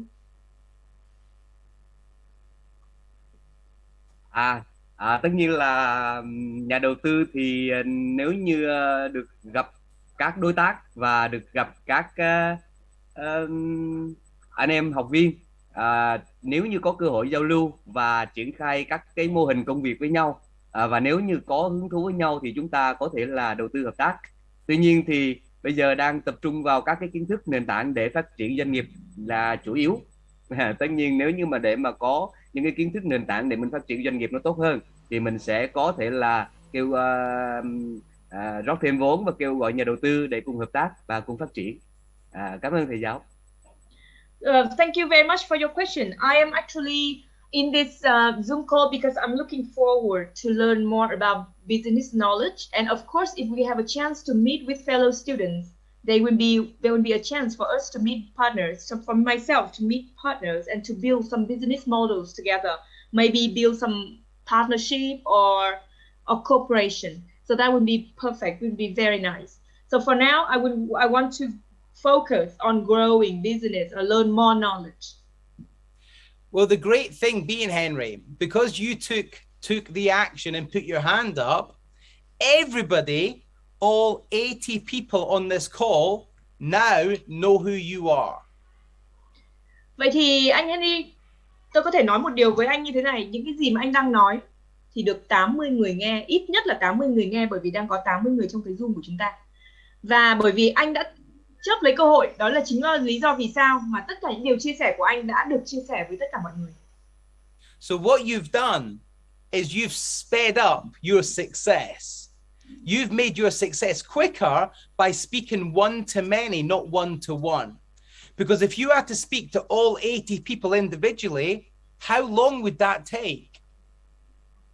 Anh có thể thấy không, cơ hội của anh là đang được nói một câu chuyện của mình cho 80 người nghe, chứ không phải một câu chuyện của mình với một đối tác nào đó, mà đang là một người chia sẻ câu chuyện của mình với 80 người còn lại. Như vậy là anh đang làm tăng tốc cái quá trình phát triển của anh rồi đấy. Take a long time, wouldn't it, Henry? Đúng không nào? Nếu như mà anh dành 80 lần để nói chuyện từng người một thì nó sẽ rất mất thời gian, đúng không nào? Yes, vâng. Yeah. Đúng rồi, So, là như thế. for you, Henry, everyone knows who you are. Everyone knows what you do, all because you said yes when I said who wants an opportunity. Remember this. I always give great opportunities and you always should say yes, because when you say yes, you grow. Because I now know who Henry is. And when I see you, when you come to my event, I'm going to remember you, Henry, and I'm going to potentially want to do business with you. Remember Như vậy that. các bạn có thể thấy, ra không? Và anh Henry có thể thấy rằng là tất cả mọi người trong Zoom của chúng ta bây giờ đã đều biết anh tên là gì, anh ở đâu tới và anh làm gì, mục đích của anh đến với lớp học là gì, và anh đang có cơ hội đầu tư những cái gì. Và tất cả chỉ là một cái hành động, đó là anh nói yes, anh giơ cánh tay của mình lên khi thầy hỏi, và anh đã chớp lấy cơ hội của thầy. Và điều này chắc chắn này, thầy sẽ nhớ anh, tôi nhớ anh, tôi đã biết đến anh. Và khi chúng ta gặp nhau vào sự kiện sắp tới vào ngày mùng 1, mùng 2 tháng 8 thì chắc chắn chúng ta sẽ còn nói chuyện nhiều hơn nữa. Remember, opportunities are everywhere. Everywhere. You've just got to keep your head up. You got to say yes, and you've just got to do it. So for Henry standing up and saying, yes, I'm in, I want everyone to give Henry a massive, massive, massive round of applause. Các bạn thấy không? Cơ hội của chúng ta thì ở khắp mọi nơi. Cơ hội chính là một cái cách để chúng ta tăng tốc hơn cái sự phát triển của mình. Tôi chỉ muốn các bạn lúc nào cũng đi ngẩng cao đầu, nói yes và hãy hành động. Vậy thì nhờ có sự hành động của anh Henry, chúng ta hãy vỗ tay một lần nữa. Chúc mừng cho anh Henry đã hành động. Chúc mừng cho cơ hội của anh đã chia sẻ câu chuyện của mình với tất cả mọi người. Yes, yes, yes, yes, yes. Good job, good job, good job. Okay, thank you, Henry. Thank you. Xin cảm ơn anh Henry. Thank you. All right. Okay, good job, good job. Okay, so let me ask you a question. Vậy thì tôi muốn hỏi các bạn một câu. Some of you didn't put your hand up to ask or to introduce your business. And I understand that some of you are too scared or you worry about other people to do that. Tôi thấy rằng ngoài Henry, một người nữa, một vài người nhỏ nữa, người khác thì hầu hết các bạn đều không giơ cánh tay của mình lên. Tôi có cảm nhận như là các bạn đang nghĩ rằng có thể một người khác đang giơ tay, hoặc các bạn có một cái lo lắng gì đó. But what I want you to do is I want you to start thinking about how your life could be if you just took opportunities. If you just said yes to stuff, where could you potentially be in your life? Tôi muốn các bạn nghĩ về những cái cơ hội mà các bạn có. Nếu như các bạn nói có và nắm lấy cơ hội của rất nhiều những cơ hội đã xảy ra trước đó, thì cuộc đời của bạn đang ở đâu? And I want you to think about this for a minute, because it's actually really powerful, because we all go through our life sort of saying no to opportunities, and we all go through life not doing things because we're scared or because we have fear. And I want to turn that around, and I want to say, well, what if? What if I just say yes? What could happen? So what I want you to do is understand what could actually happen in your life. Các bạn có thể thấy rằng trong cuộc sống của chúng ta đã có rất nhiều lần chúng ta nói không với các cơ hội. Bởi vì sao? Bởi vì chúng ta lo sợ. Bởi vì chúng ta có những cái nỗi sợ nào đó, ở đâu đó, quanh quẩn ở đâu đó, mà chúng ta nói không với rất nhiều cơ hội. Vậy thì ngay bây giờ tôi muốn các bạn quay ngược lại thời gian một chút và xoay chuyển tình thế một chút. Nếu như những trường hợp đó bạn nói đúng, bạn nói có, bạn chấp lấy cơ hội, thì bây giờ cuộc đời của bạn đang ở đâu? Bạn đang ở đâu rồi? So what I'm going to do is I'm going to ask you to write down, and you're going to have to write it on a piece of paper, If you just said yes to every opportunity, if you just said yes, I don't care how much it costs, I don't care what I've got to do. If you just said yes, regardless of what you think about what people think about you. Tôi muốn các bạn bây giờ hãy lấy ra một tờ giấy và hãy viết lại tất cả những cái điều mà nếu như bạn nói có với tất cả mọi cơ hội, loại bỏ tất cả cái mọi khả năng hoặc là bỏ qua ngoài tai tất cả những lời nói hoặc suy nghĩ của người khác về mình không quan tâm đến điều đó nữa. Vậy thì khi bạn nói có với tất cả những cơ hội, chuyện gì sẽ xảy ra? So think about it. For the next month, I want you to say yes to every opportunity that comes your way, good or bad. And I want you to just go with it. As Richard Branson says, say yes and figure it out later. Tôi muốn các bạn trong một tháng tới đây chỉ nói có với cơ hội thôi. Bởi vì cơ hội thì chúng ta cứ nắm lấy. Nó sẽ xảy ra, nó sẽ diễn ra như thế nào đó thì nó vẫn cứ là cơ hội. Thì chúng ta hãy nói có, luôn luôn chớp lấy cơ hội này. Bởi vì có một người đã từng nói, Richard Branson đã từng nói rằng hãy nắm lấy cơ hội, rồi cơ hội sẽ đưa bạn đến đâu thì nó đến. Because let me tell you something. See, when I started saying yes in my life, guess what? I started making a lot more money. And some of the times when I said yes, I had no idea how I was going to make that work. I had no idea. But I said yes and I figured it out later. Bản thân tôi đã nói có rất nhiều và luôn luôn nói có. Đó là chính vì sao tôi tôi có rất nhiều cơ hội trong cuộc đời của mình. Và đó cũng chính là lý do vì sao tôi kiếm được rất nhiều tiền. Tôi nói có, đôi khi thỉnh thoảng tôi đã nói có, nhưng mà tôi còn chưa biết mình sẽ làm như thế nào. Nhưng sau khi tôi nói xong thì tôi biết ngay tôi sẽ phải làm bước tiếp theo. And I just want you to get into the mindset and the habit of, yeah, I'm in, let's do it. Because if you can adopt that mindset, your life will grow. So what I'm going to do is I'm going to give you 1 minute, just 1 minute. You got to stay in the room. Và tôi muốn các bạn hãy cài đặt cái tư duy này vào trong đầu của mình, trong bộ não của mình, một tư duy luôn nói có với cơ hội. Khi bạn đã kiểm soát được cái tư duy này và đã có thói quen luôn luôn nói có, tôi sẵn sàng hành động, tôi hoàn toàn hành động, thì cuộc sống của bạn sẽ thay đổi và phát triển một cách hoàn toàn. Và sau đây tôi muốn các bạn dành 1 phút. And I want you to write down on a piece of paper, what could you possibly achieve? What could you possibly achieve if you just said yes to every opportunity that comes your way? What could you possibly achieve in the next 12 months? That might be a financial goal. It might be a personal goal. I don't know. You tell me. Bây giờ tôi sẽ dành cho các bạn 1 phút. Hãy lấy ra một tờ giấy và viết vào trong cái tờ giấy đó tất cả những cái cơ hội mà bạn có được. Cuộc sống của bạn sẽ đi về đâu? Cuộc đời của bạn, nó có những cái mục tiêu về cá nhân, mục tiêu phát triển hay mục tiêu doanh nghiệp của bạn nó sẽ đi vào đâu trong 12 tháng tới. Hãy viết vào trong khung chat. Điều gì có thể xảy ra nếu như bạn nói có với tất cả mọi cơ hội? Does everybody understand what I'm asking them to do? Các bạn có hiểu tôi đang đề nghị các bạn làm gì không? If you do, just type in the box yes. Nếu bạn hiểu, hãy đánh vào trong khung chat yes. And what I want you to do is I want you to be crazy. I want you to be absolutely wild.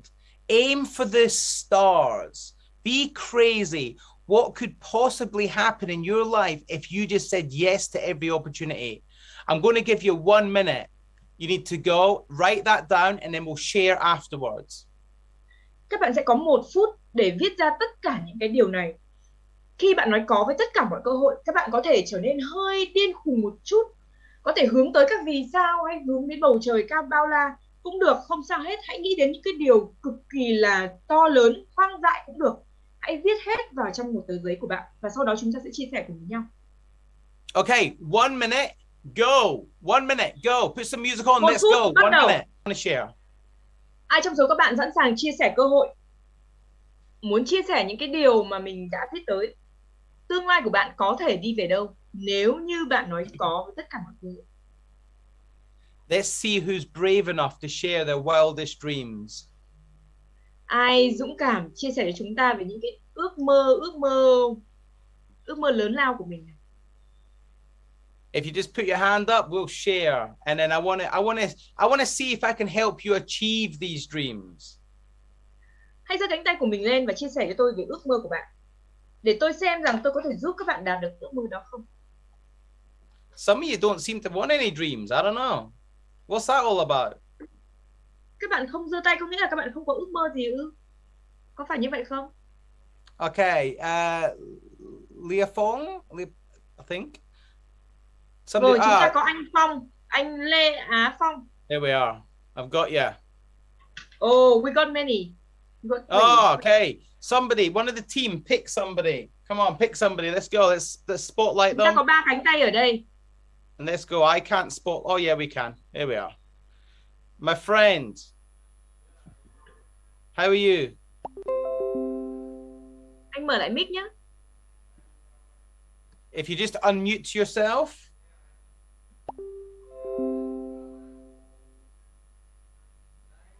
Okay.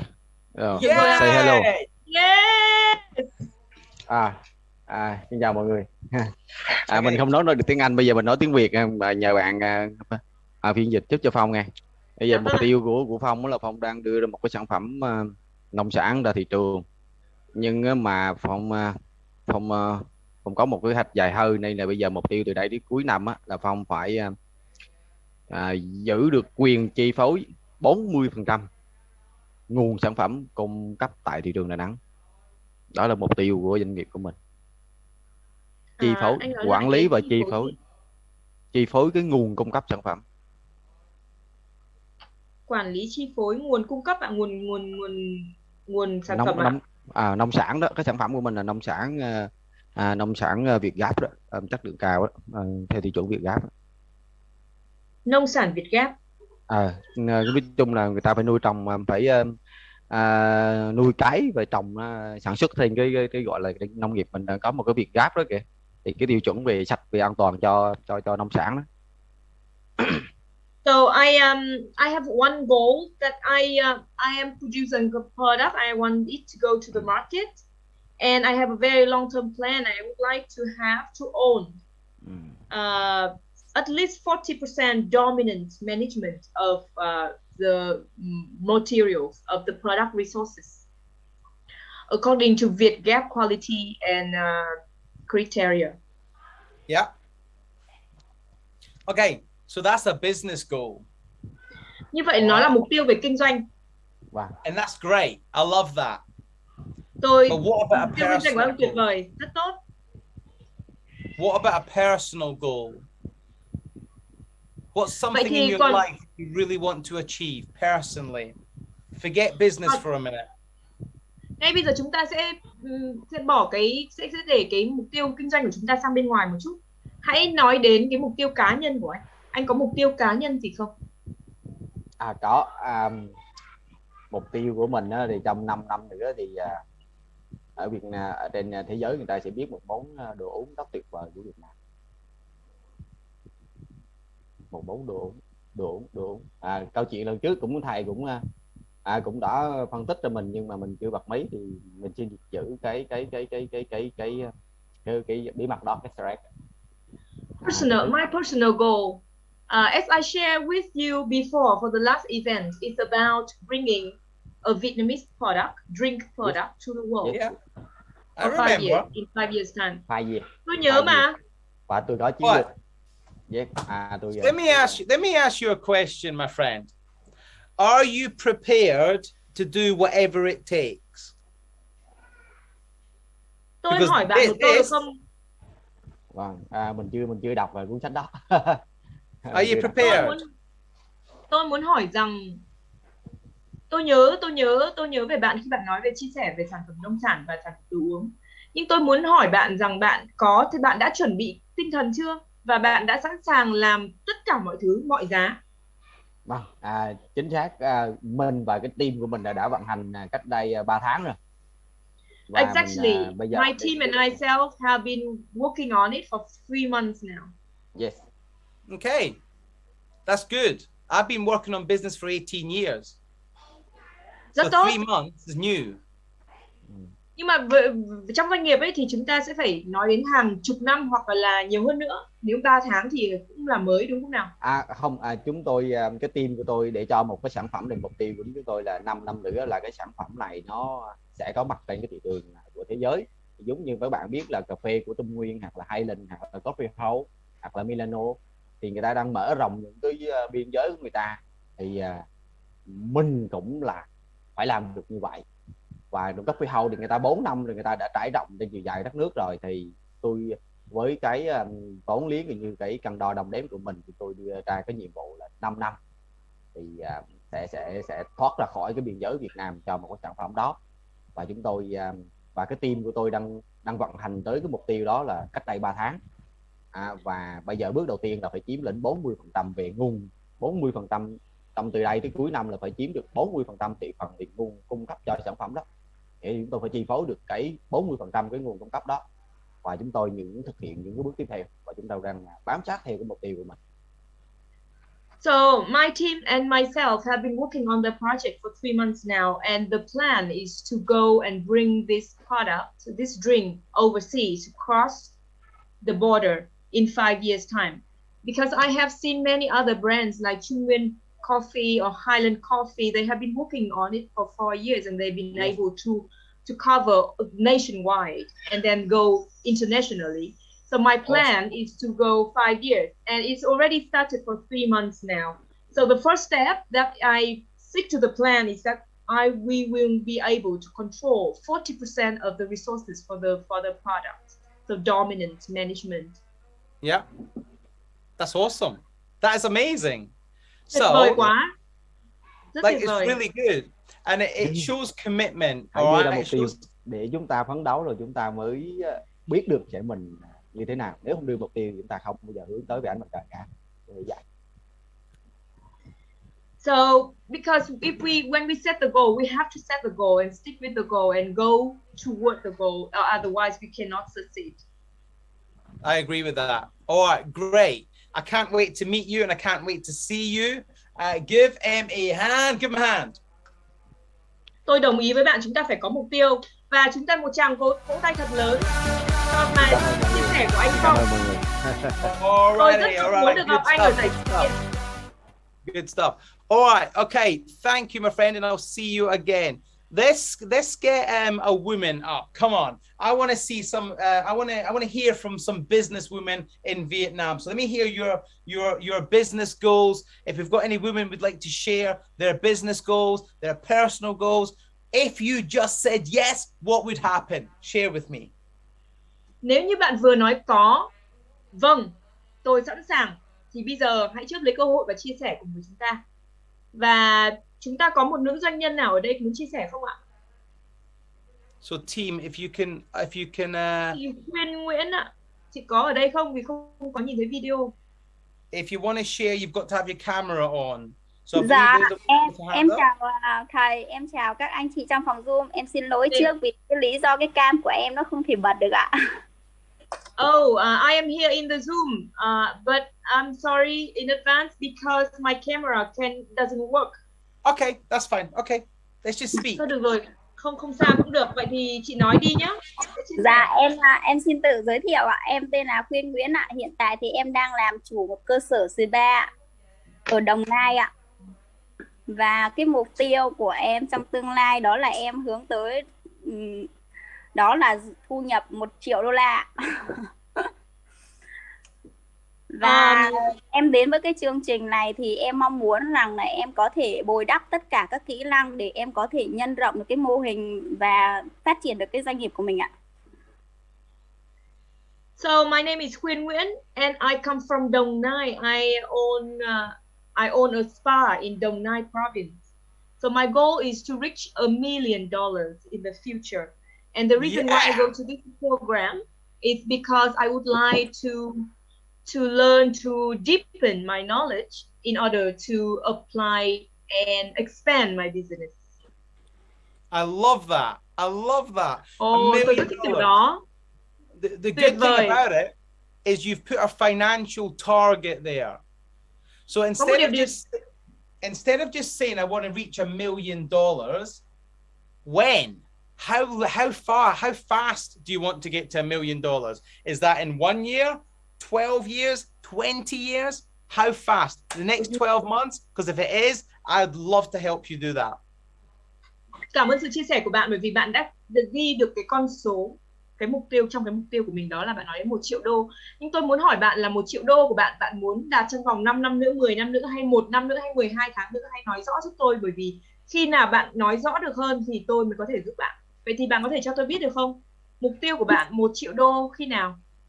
Em mong muốn được là 1 triệu đô sẽ được hoàn thành trong vòng 5 năm nữa. I would like to achieve $1 million in 5 years time. Very good. Very good. I love Rất that. tốt. Very good. Tôi Listen, ủng hộ điều đó, I've rất been hay. told, and I've done my research, and I've been told that Vietnam is the fastest growing economy in Asia. Tôi được biết rằng Việt Nam là một trong những thị trường mà nền kinh tế đang phát triển nhanh nhất ở châu Á. And I've also been told that it's the business hub of Asia. At the minute, it's fast becoming the business hub. I've got a lot of very influential people that know Asia very well, and they're all saying, watch out, because Vietnam is coming. Tôi được biết đến mà bởi rất nhiều những đối tác và những cái người mà có tầm ảnh hưởng lớn, họ đã nói với tôi rằng Việt Nam trở thành một trung tâm kinh doanh, đang trở thành một cái trung tâm kinh doanh rất lớn của châu Á. And I know you can do that if you just start saying yes, and if you take every opportunity that gets presented to you. Và bạn khuyên Nguyễn ạ, tôi chắc chắn là bạn sẽ làm được điều đó nếu như bạn đã bắt đầu nói yes nhiều hơn và luôn luôn nói yes và luôn luôn chấp lấy cơ hội. So let me ask you a question. Vậy tôi hỏi bạn một câu nhé. Are you ready to start taking some serious opportunities that come your way? Bạn đã sẵn sàng để chớp lấy những cơ hội cực kỳ nghiêm túc chuẩn bị đến với bạn ngay bây giờ chưa? Em sẵn sàng. I am ready. Awesome! Good stuff. Good stuff. Good Tuyệt stuff. vời. I love Những bước it. đầu rất tuyệt vời. Bước khởi đầu tuyệt vời. You know, let me tell you something. I've done 3 of these virtual Zoom meetings from the UK, and this one I think is the best. Tôi đã tổ chức rất nhiều cái chương trình Zoom rồi từ Anh, và chương trình mà chúng ta đang tham gia ở đây là một chương trình tốt nhất từ trước đến giờ. If you think it's the best, type in yes right in the comments right now. Go, type in yes. Nếu như bạn đang cảm nhận được sự tuyệt vời của nó, hãy đánh vào trong khung chat yes, yes, yes. Okay, good job, good job, good job. Good job, good job, good job. Okay, good job, good job. Right, now. Okay. So we've done product. You've got to have a product range that everyone wants to buy. We've done the people, getting people systemized, getting your business systemized so you make money. We've talked about presenting. Now that leads us on to pitch. Vậy là chúng ta sẽ quay lại với kiến thức của chúng ta một chút. Chúng ta đã nói về định vị, vị trí này, về sản phẩm này, về con người, về hệ thống hóa và về kỹ năng thuyết trình. Và bây giờ chúng ta sẽ đi đến một phần số 5. Trụ cột số 5 đó là pitch, có nghĩa là bán hàng, marketing. Bản thân từ pitch có nghĩa là sân chơi. And one thing you need to understand, when I say pitch, I mean sell. That means selling your product to a company, to a person, to a corporation. It means selling, getting paid. Khi mà khi tôi nói đến từ pitch ở đây, sân chơi này, ý là tôi muốn nói bán hàng, bán sản phẩm và dịch vụ của bạn. Now, we're not going to go into this in too much detail. The reason being is because it's a very detailed subject. And if you get it wrong, you'll lose money, okay? So what I'm going to say to you about pitch is you must offer insane value. Khi tôi nói đến bán hàng, các bạn hãy chú ý một chút, bởi vì những cái phần mà chúng ta đi học và kể sau này nữa khi chúng ta học những phần này nó đi rất nhiều về chi tiết. Các bạn chú ý rằng khi chúng ta nói đến bán hàng là chúng ta sẽ đưa ra những cái giá trị và trao đến những cái giá trị lớn, kinh khủng đến với khách hàng. And the reason I say that is because statistically, people have to have 7 interactions with you before they will buy from you. So it always means you have to offer value before you try and sell. Does that make sense? Tôi nói điều này không biết các bạn có hiểu ý tôi không nhỉ?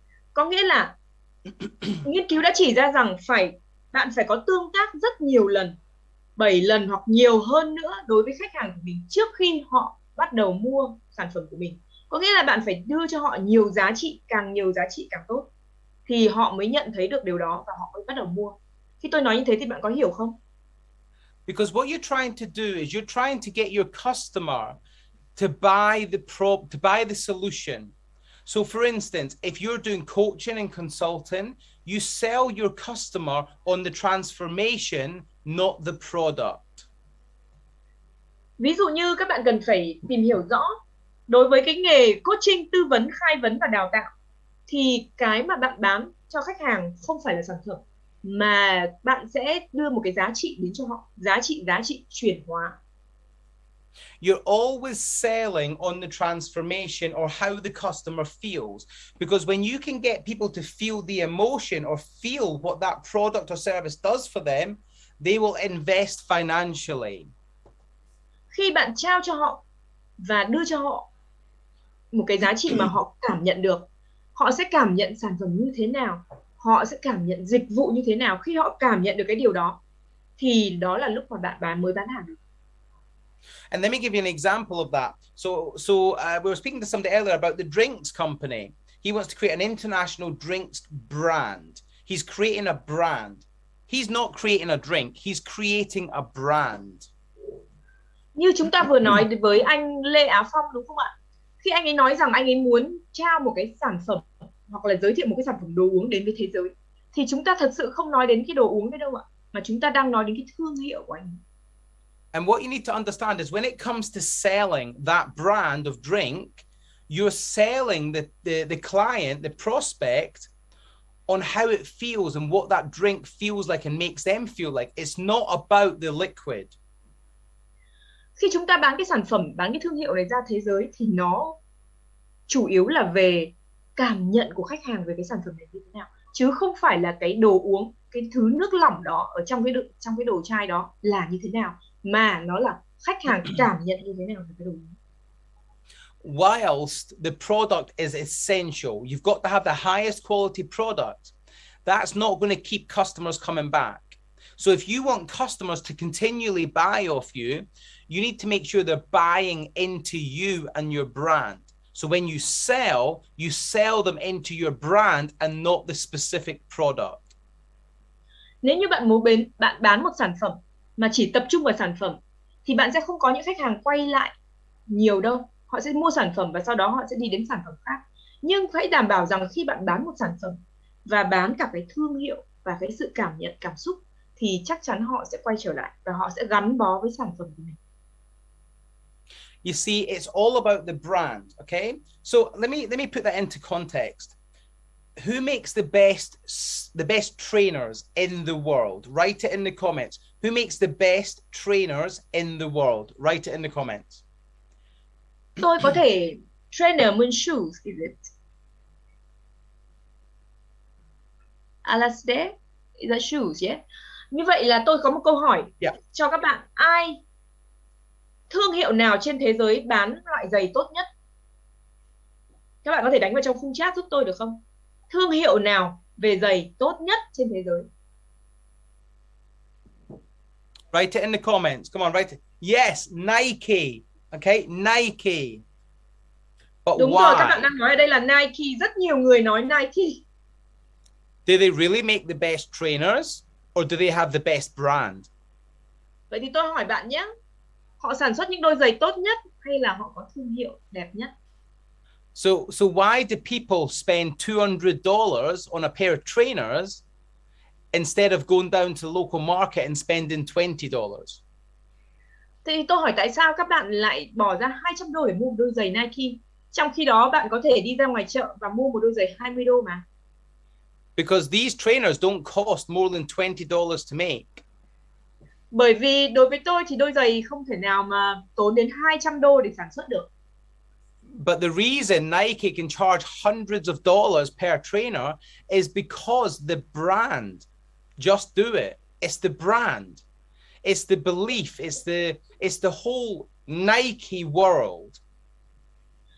Bởi vì cái điều mà họ có thể làm được, Nike có thể làm được khi mà họ chạc mình đến hàng trăm đô cho một đôi giày, Đó không phải là cái đôi giày đấy nói riêng, mà nó chính là cái thương hiệu, đó chính là cái niềm tin mà họ đã bán được trên cả thế giới này. So when it comes to you and your brand, you need to sell them into your brand. They need to buy into you as a person, as a brand for your business. And that means every product has to be related or linked to your brand. Vậy thì cũng tương tự như vậy, khi bạn có một sản phẩm muốn bán ra thị trường, thì tất cả những sản phẩm đấy nó phải kết nối với thương hiệu của bạn, với câu chuyện của bạn, với con người của bạn. Khi bạn bán sản phẩm, hãy nhớ rằng họ không mua sản phẩm mà họ mua cái thương hiệu của bạn, gắn chặt với bạn và thương hiệu của bạn. How many of you agree with that? If you do, just type in the comments yes. Bao nhiêu trong số các bạn đồng ý với những gì tôi nói? Hãy đánh vào trong khung chat yes. One of the reasons why I can sell and make a lot of money is because people buy into me, the brand. Một trong những cái sản phẩm dịch vụ mà tôi bán được là bởi vì họ mua của tôi, từ tôi, chính tôi. So I want you, whenever you're selling, whenever you're coming up with your product, it always has to be relatable to you and your brand, because at the end of the day, you are your brand. You create the brand and then you sell the brand, not the product. The product will naturally sell when they've bought into you. Bây giờ tôi muốn các bạn khi nghĩ đến sản phẩm của mình, hãy nhớ rằng sản phẩm gắn liền với bản thân bạn, gắn liền với con người bạn và gắn liền với thương hiệu. Khi chúng ta bán sản phẩm là chúng ta bán thương hiệu, bán tất cả những giá trị liên quan đến con người của mình, và họ mua là mua cái sản phẩm mình và thương hiệu của mình. Và khi họ đã mua được cái sản phẩm, cái thương hiệu rồi thì sản phẩm sẽ tự bán, sản phẩm sẽ tự đi đến với họ. Yeah, think about it. Look, Coca-Cola, somebody just said in the comments, Coca-Cola, the drink is not good for you. It's not good for you at all. Các bạn thấy không, một học viên trong lớp của chúng ta có nói là Coca-Cola. Các bạn thấy rằng cái sản phẩm Coca-Cola được biết đến là không hề tốt cho bản thân, cho con người của chúng ta. But why is it the biggest selling fizzy drink product in the world? Nhưng tại sao Coca-Cola lại trở thành một sản phẩm mà bán được chạy nhất trên thế giới? They sell bucket loads. They sell loads of it. I'm talking millions of liters an hour. It's crazy. Họ bán được hàng triệu lít một giờ. Coca họ bán được hàng triệu lít một giờ. Tại sao lại như vậy? And it's all because the brand. They've built a brand. Same with McDonald's. Same with fast food restaurants. People buy into the brand, not the product. Bởi vì họ đã xây dựng được một cái thương hiệu rất lớn. Họ bán gắn liền với cả McDonald's, với những cái sản phẩm và thực phẩm ăn nhanh, và họ bán được rất nhiều Coca-Cola. If you agree with me, just type in yes into the chat box. Go. Nếu bạn đồng ý với tôi, bán thương hiệu là một điều cực kỳ quan trọng. Hãy đánh vào trong khung chat yes.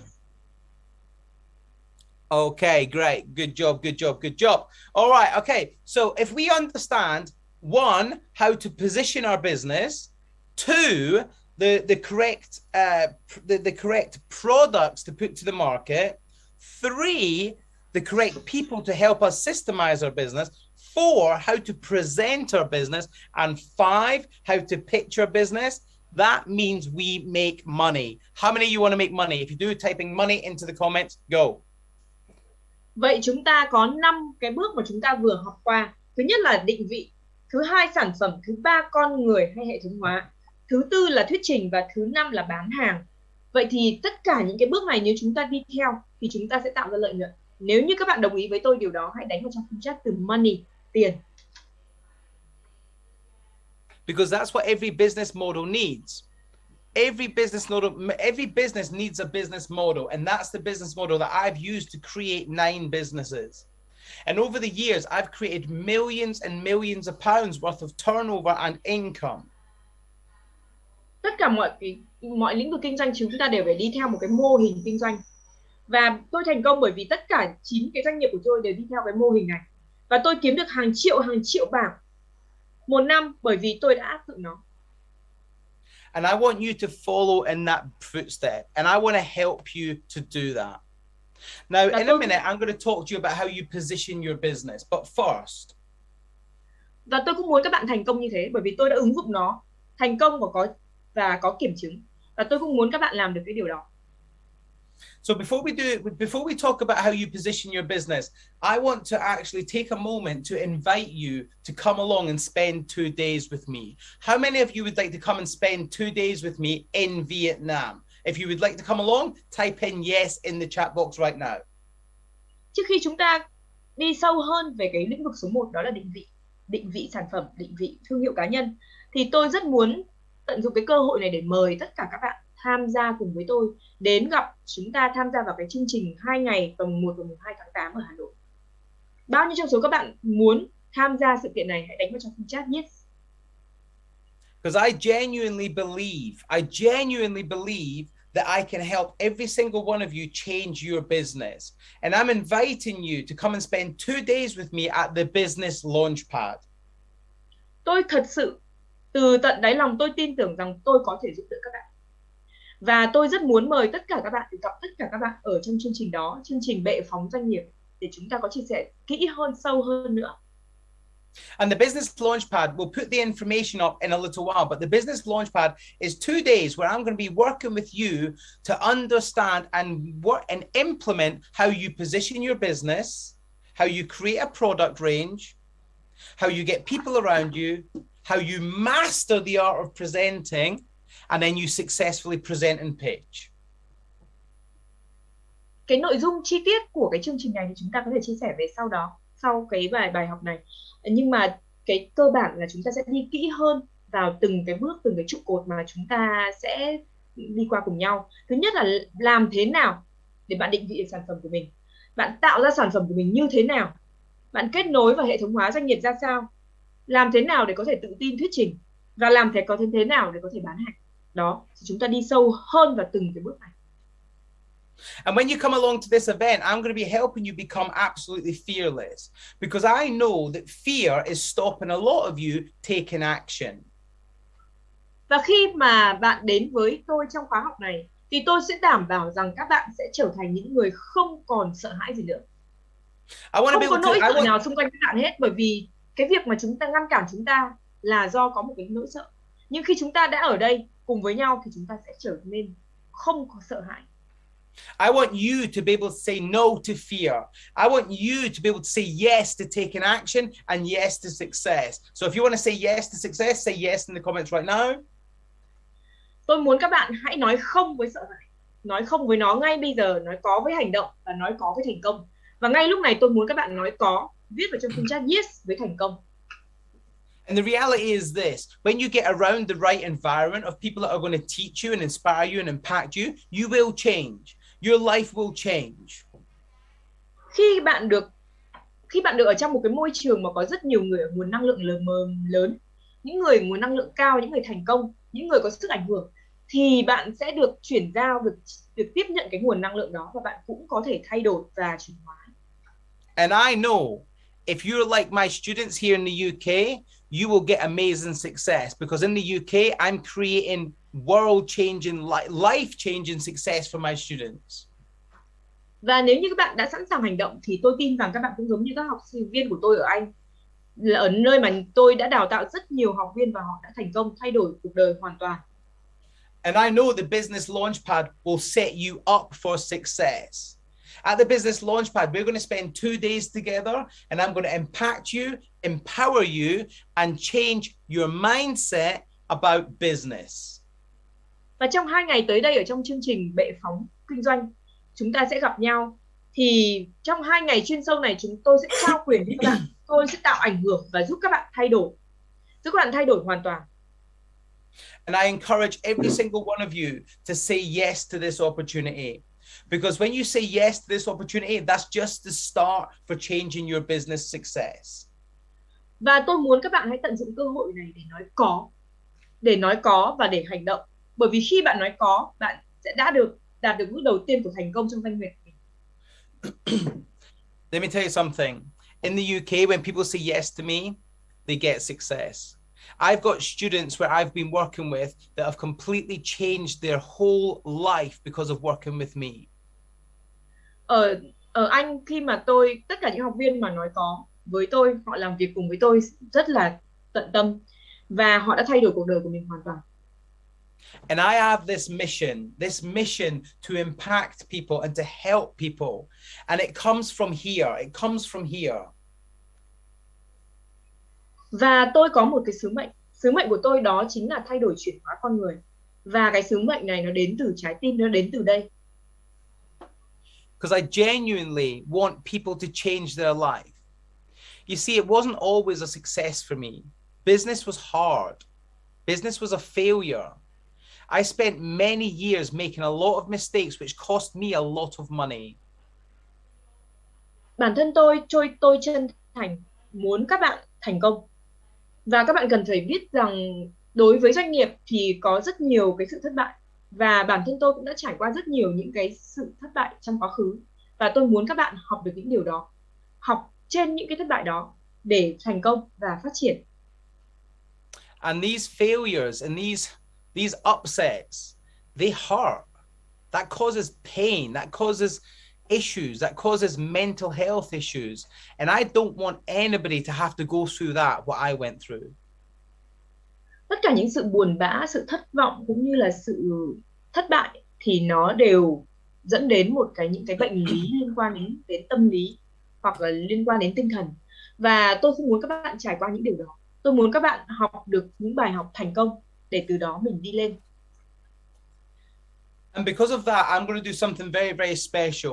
But it's only for people that are on this call, and it's only for people that say yes right now. This is not for everybody because we have a limited capacity in the room for 2 days. Và ngay bây giờ thì tôi sẽ đưa cho các bạn một cái cơ hội tuyệt vời. Bởi vì cái số lượng người học thì sẽ phải giới hạn do cái diện tích của cái căn phòng ở nơi hội trường chúng ta tổ chức. Cho nên nó sẽ chỉ dành cho những ai thật sự hành động và nói có. So if you're ready to say yes to a life-changing opportunity, I want you to type in the comments right now yes, because you're going to be the people that get the first opportunity. Và nếu như bạn đã sẵn sàng để chấp nhận và nắm lấy cơ hội này thì tôi muốn bạn là những người đầu tiên đánh vào trong khung chat yes cho cái cơ hội này. Because you got to put yes. If you don't put yes, that means you're not serious, in my opinion. Because in my opinion, the people that are serious about changing their life and their business are the people that take action. And if that's you, I want you to type yes right now. Go. Và tôi muốn các bạn phải thật sự nghiêm túc. Khi các bạn nói yes là phải hành động. Và đến với khóa học của tôi cũng như vậy. Khi chúng ta hành động, chúng ta sẽ thành công. Và tôi muốn các bạn hãy đánh vào trong khung chat yes. And one of the things I know is there's two elements of training. There's the technical development, which is all the nuts and bolts, the how to do. And then there's the personal development, which is the mindset training. And at this event, we are doing both. Có một điều tôi có thể chia sẻ với các bạn là trong chương trình về phóng kinh doanh thì có hai yếu tố cực kỳ quan trọng. Thứ nhất là về kinh doanh, về doanh nghiệp. Chúng ta sẽ học về cách làm như thế nào, how to. Và cái thứ hai đó là chúng ta đặt mục tiêu về cá nhân, có nghĩa là chúng ta thay đổi tư duy như thế nào. So let me ask you a question. How many of you know that if you want to grow in business, you also have to grow in yourself? And how many are ready to have the best 2 days of your life where you personally grow so much that people will not even recognize who you are because you're going to have so much confidence, so much self-belief, and so much impact that you will change your life and others around you? Các bạn cần phải nhớ một điều rằng khi chúng ta muốn thay đổi doanh nghiệp thì việc trước hết chúng ta phải thay đổi tư duy, thay đổi chính bản thân con người của mình. Và điều đó nó cực kỳ quan trọng bởi vì trong 2 ngày tới đây khi chúng ta gặp nhau vào ngày mùng 2 tháng 8 trong chương trình bệ phóng doanh nghiệp, khi bạn đến với khóa học này và bạn bước ra khỏi cánh cửa, bạn trở thành một con người khác hoàn toàn. Đến nỗi mà cả những người khác cũng không thể nhận ra bạn. Do tư duy của bạn đã thay đổi hoàn toàn, con người của bạn đã phát triển hoàn toàn, tất cả mọi thứ đều trở nên chiến thắng.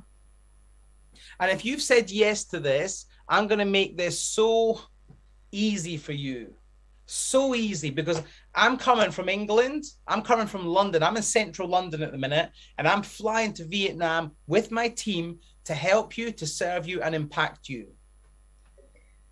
Nếu như các bạn đã nói có và sẵn sàng hành động thì tôi sẽ làm cho mọi thứ cực kỳ dễ dàng với bạn. Bởi vì sắp tới đây tôi sẽ đi cùng với đội nhóm của mình bay từ Anh, từ London sang Hà Nội, đến Hà Nội để gặp các bạn. Vậy vì nếu như các bạn đã sẵn sàng thì tôi cũng sẽ sẵn sàng. And that's not a short flight. That's a 13-hour flight. So that shows that I'm seriously committed to helping you. So are you seriously committed to being there and to being ready for this? Nếu như các bạn cam kết sẵn sàng ở đó, đã sẵn sàng để học tất cả những gì có thể, thì tôi cũng sẵn sàng. Tôi đã rất cam kết, bởi vì chuyến bay của tôi từ Anh đến Hà Nội thì nó không ngắn đâu, phải mất 13 tiếng đồng hồ. So if you're saying yes, I'm going to show you exactly how you can get registered for this program. I'm going to tell you all about it right now. Now in the UK, if you want to spend or come to any of my events, people pay thousands of dollars for that. Literally, I've got events in the UK for 2 days that people pay $2,000 to attend. Nếu như các bạn sẵn sàng thì tôi nói rồi, tôi cũng sẽ sẵn sàng. Các bạn nhớ không? Và tôi sẽ hướng dẫn các bạn cách để đăng ký cho cái chương trình đó như thế nào. Ở Anh ấy, thì để tham gia các khóa học của tôi thì các học viên phải trả đến hàng 1.000 đô.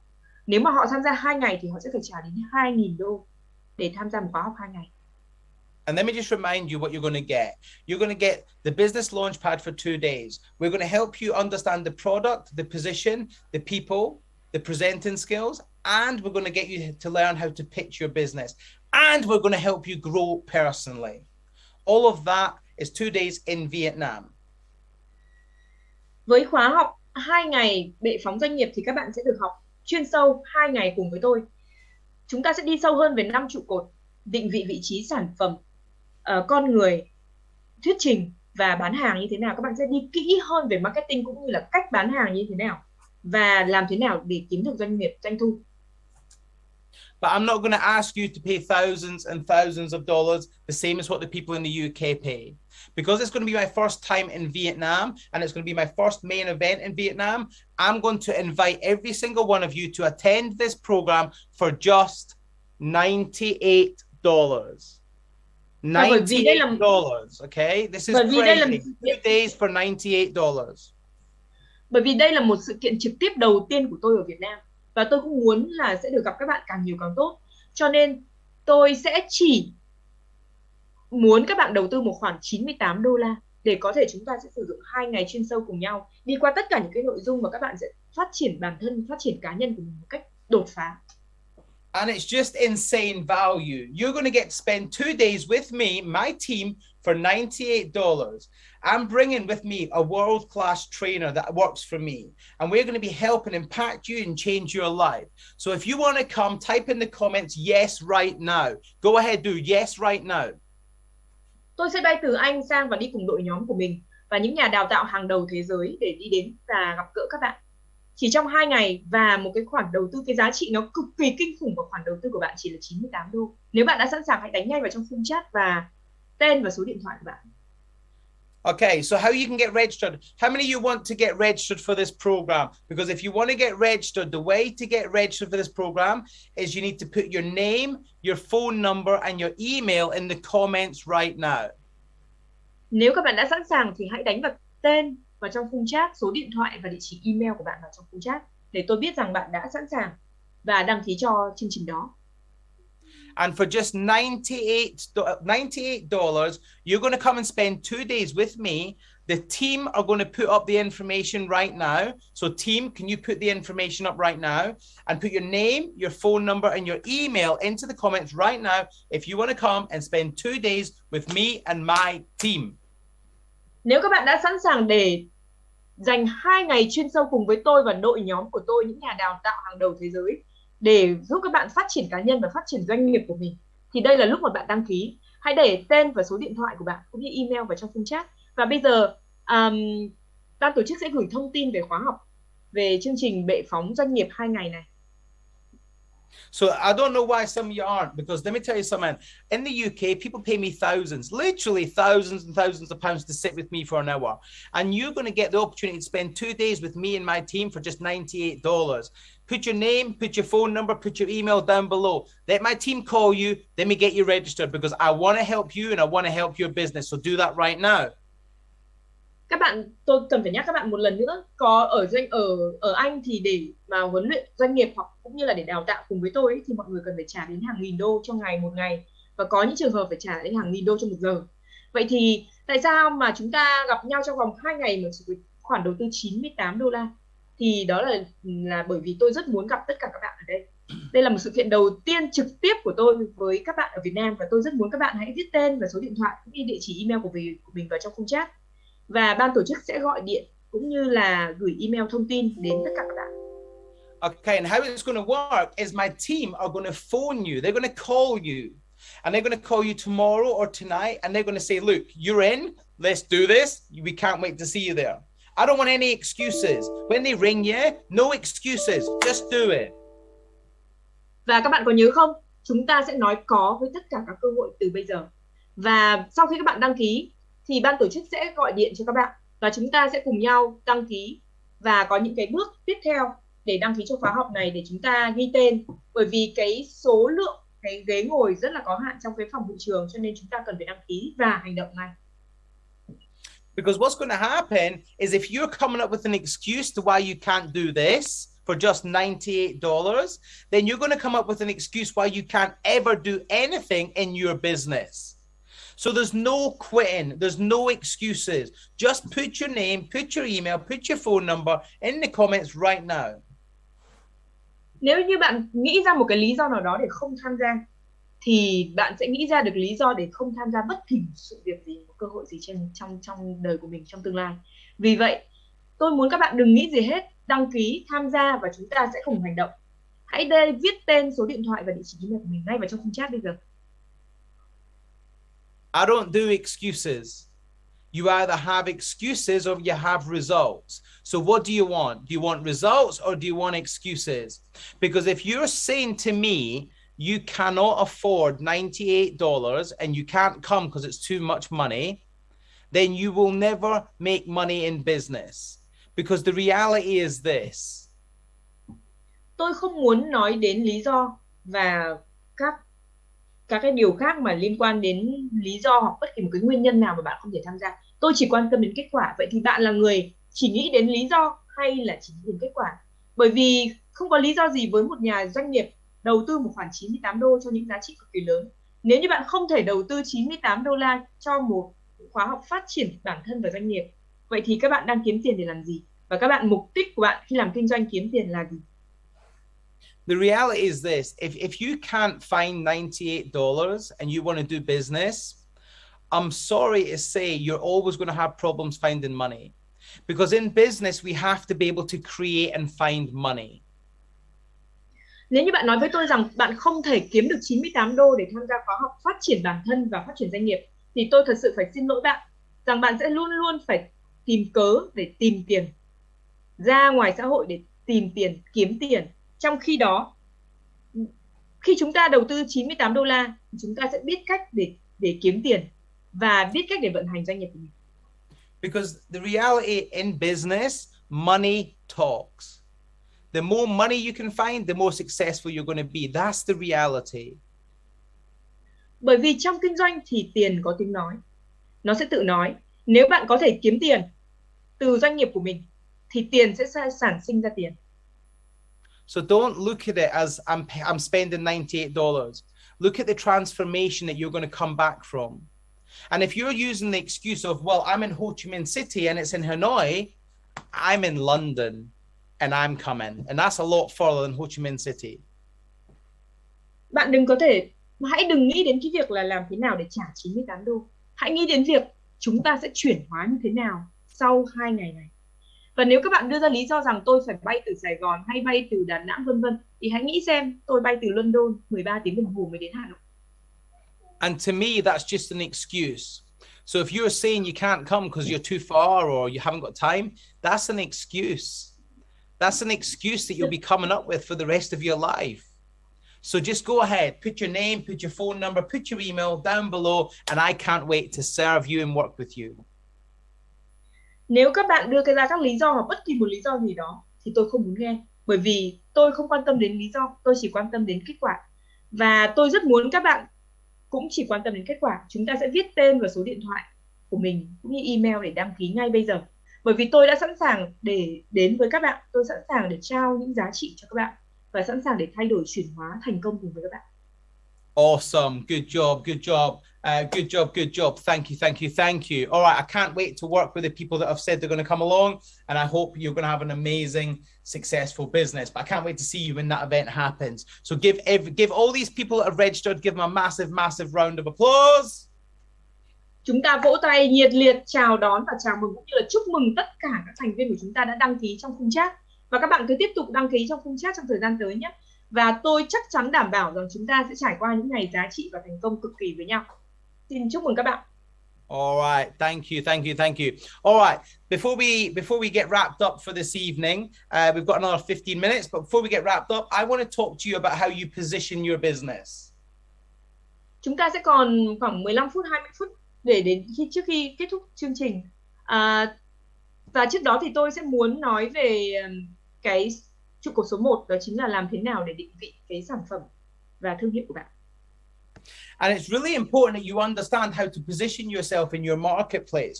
Remember, my business model: position, product, people, present, pitch, profit. Number one is position, marketing. Các bạn có nhớ không? Tôi đã nói qua với các bạn về 5 cái trụ cột của mình, đúng không nào? Thứ nhất là vị trí, thứ hai là sản phẩm, thứ ba con người, thứ 4 là thuyết trình và thứ 5 đó là bán hàng. Tất cả chúng ta đang nói đến đó là lợi nhuận. Và bây giờ chúng ta sẽ đi sâu hơn về marketing. So I want you to understand that marketing is all about getting people to know you, like you and trust you. Marketing là một cái quy trình mà chúng ta đang tiến hành để làm thế nào để đưa được nhiều người đến với chúng ta hơn, biết đến chúng ta, thích chúng ta, tin tưởng chúng ta hơn. When you can get people to know you, like you and trust you, they will buy from you. So let me ask you this: what can you do to get people to know you, like you and trust you? Khi chúng ta tổ chức hoặc là thực hiện các cái phương pháp về marketing thì đó là cái cách mà chúng ta để cho mọi người biết đến chúng ta nhiều hơn, thích, tin tưởng và sau đó họ sẽ mua sản phẩm dịch vụ của chúng ta. Vậy thì tôi muốn hỏi với các bạn làm thế nào để bạn có thể có nhiều người biết đến bạn hơn, có nhiều người thích bạn hơn, nhiều người tin tưởng bạn hơn, nhiều người mua của bạn hơn. Làm thế nào? Chúng ta làm như thế nào? And remember, I said it's all about value. So what can you give in value, or how can you market your business in a value sense to get people to know, like and trust you?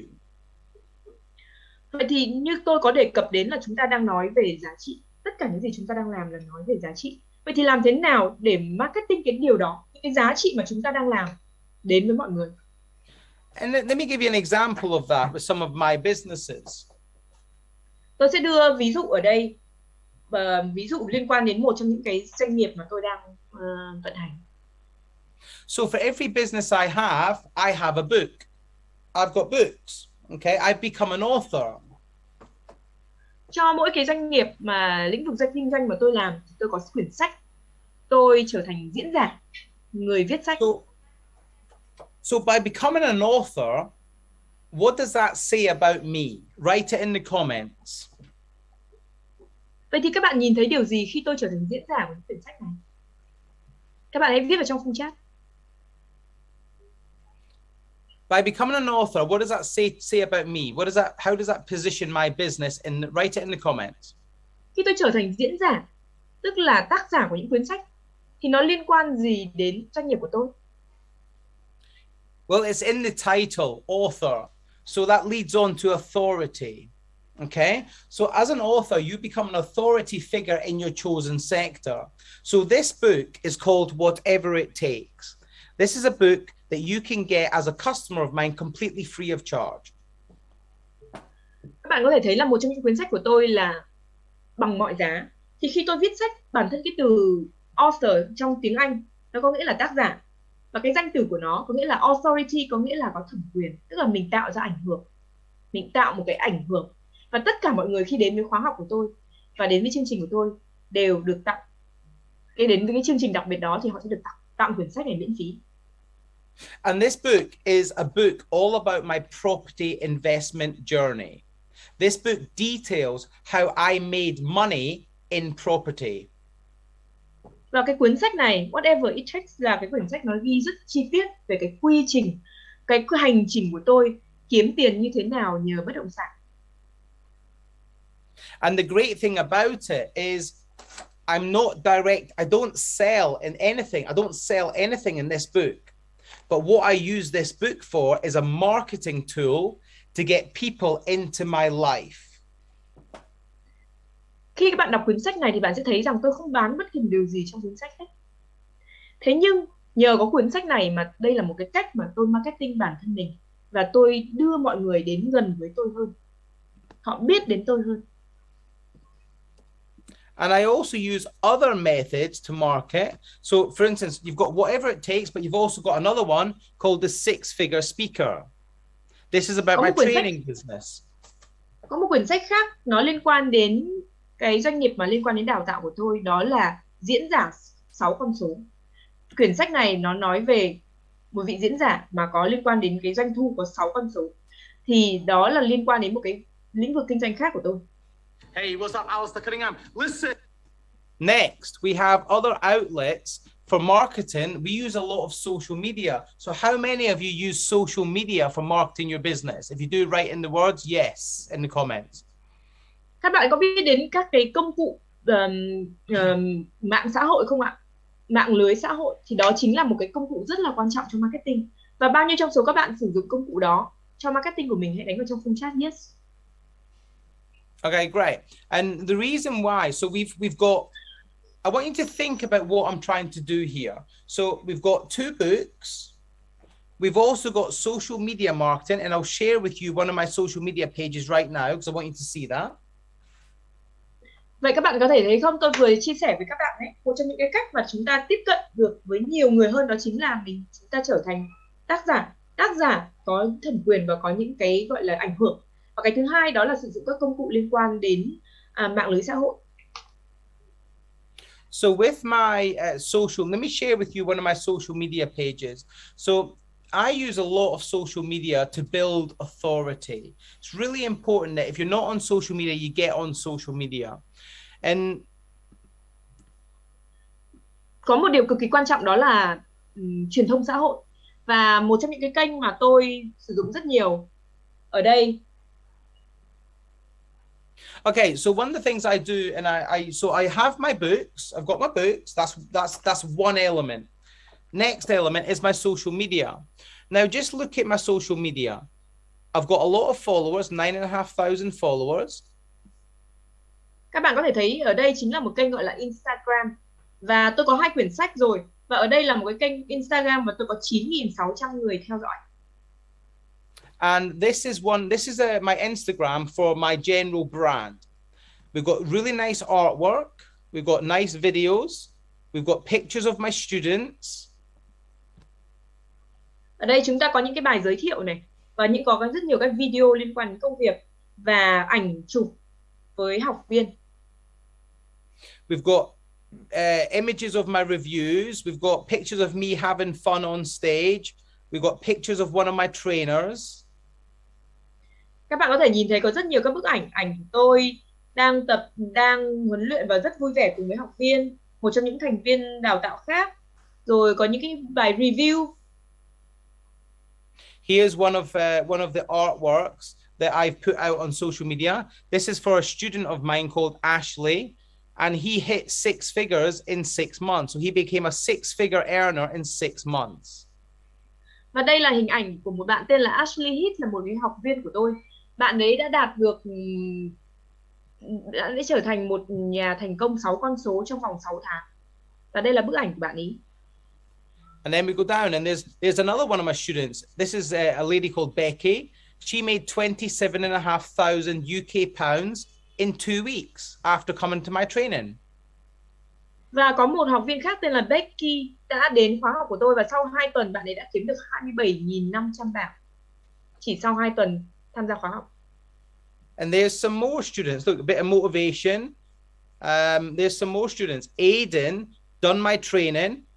Within 48 hours of attending my training, he made 14,000 UK pounds.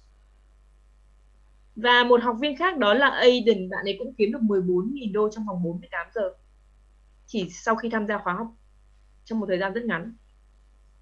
There's some more. There's Ellen. This is Ellen. She is a teacher. She joined my training. She come to the business launchpad. Ellen made 16,000 UK pounds in one day. Và đây nữa là hình ảnh của một bạn tên là Ellen. Bạn ấy đến với chương trình bệ phóng doanh nghiệp và kiếm được 16.000 bảng trong một ngày. As you can see, look, there's Vincent, 67,000 pounds in 3 months. It's Và có một just bạn là crazy. Vincent, 60.000 trong vòng 3 tháng. So the reason I show you this is because write in the comments, after seeing my book, my 2 books, I've got 2 books and I've got my Instagram account. What's that telling you about me at the minute and about my brand? Write it in the comments. What does that say about my brand and about me in the comments? Write it in the comments. Bạn có thể viết vào trong khung chat bạn nhìn thấy gì từ tôi không? Sau khi bạn biết rằng tôi xuất bản 2 cuốn sách và tôi có một kênh truyền thông xã hội của tôi. Vậy thì bạn nhận thấy điều gì từ tôi? Yeah. So basically, it shows that I know what I'm doing. It shows that I'm a brand. It shows that I'm an authority. If you agree with that, just say yes. Về cơ bản thì tôi đang nói với bạn rằng tôi biết tôi đang làm gì. Tất cả những cái gì đó nó đang thể hiện là tôi là một người có tầm ảnh hưởng. Tôi tạo ra ảnh hưởng. Và nếu như bạn đồng ý với điều đó, hãy đánh vào trong khung chat là yes. And it's really important that you understand that your business needs to be represented in a way that it builds a brand and it builds authority. Các bạn cần phải hiểu rằng cái doanh nghiệp của bạn cũng thế. Khi bạn muốn trình bày hoặc là giới thiệu về sản phẩm cũng như doanh nghiệp của mình thì nó phải được giới thiệu theo cái cách là tạo cái ảnh hưởng đến doanh nghiệp và tạo ảnh hưởng lên người khác. Very important. You've got to build the brand and you've got to tell everybody about it. I have a training program called Tell the World. And the reason I called it Tell the World is because I want you to tell the world about your business. Các bạn cần phải nhớ rằng tất cả những gì chúng ta đang làm ở đây trong marketing đó là cần phải xây dựng thương hiệu, luôn luôn gắn liền với việc xây dựng thương hiệu. Và tôi có một chương trình tên là Tell the World, hãy nói với thế giới. Ở cái chương trình đó thì bạn sẽ tham gia và nói với thế giới về bản thân bạn. And I think that when you tell the world, actually, I know when you tell the world, your business will explode. Now, I use all sorts of social media for this. Khi bạn đến với chương trình kể cho thế giới, nói với thế giới, thì ở đây bạn nói với cả thế giới.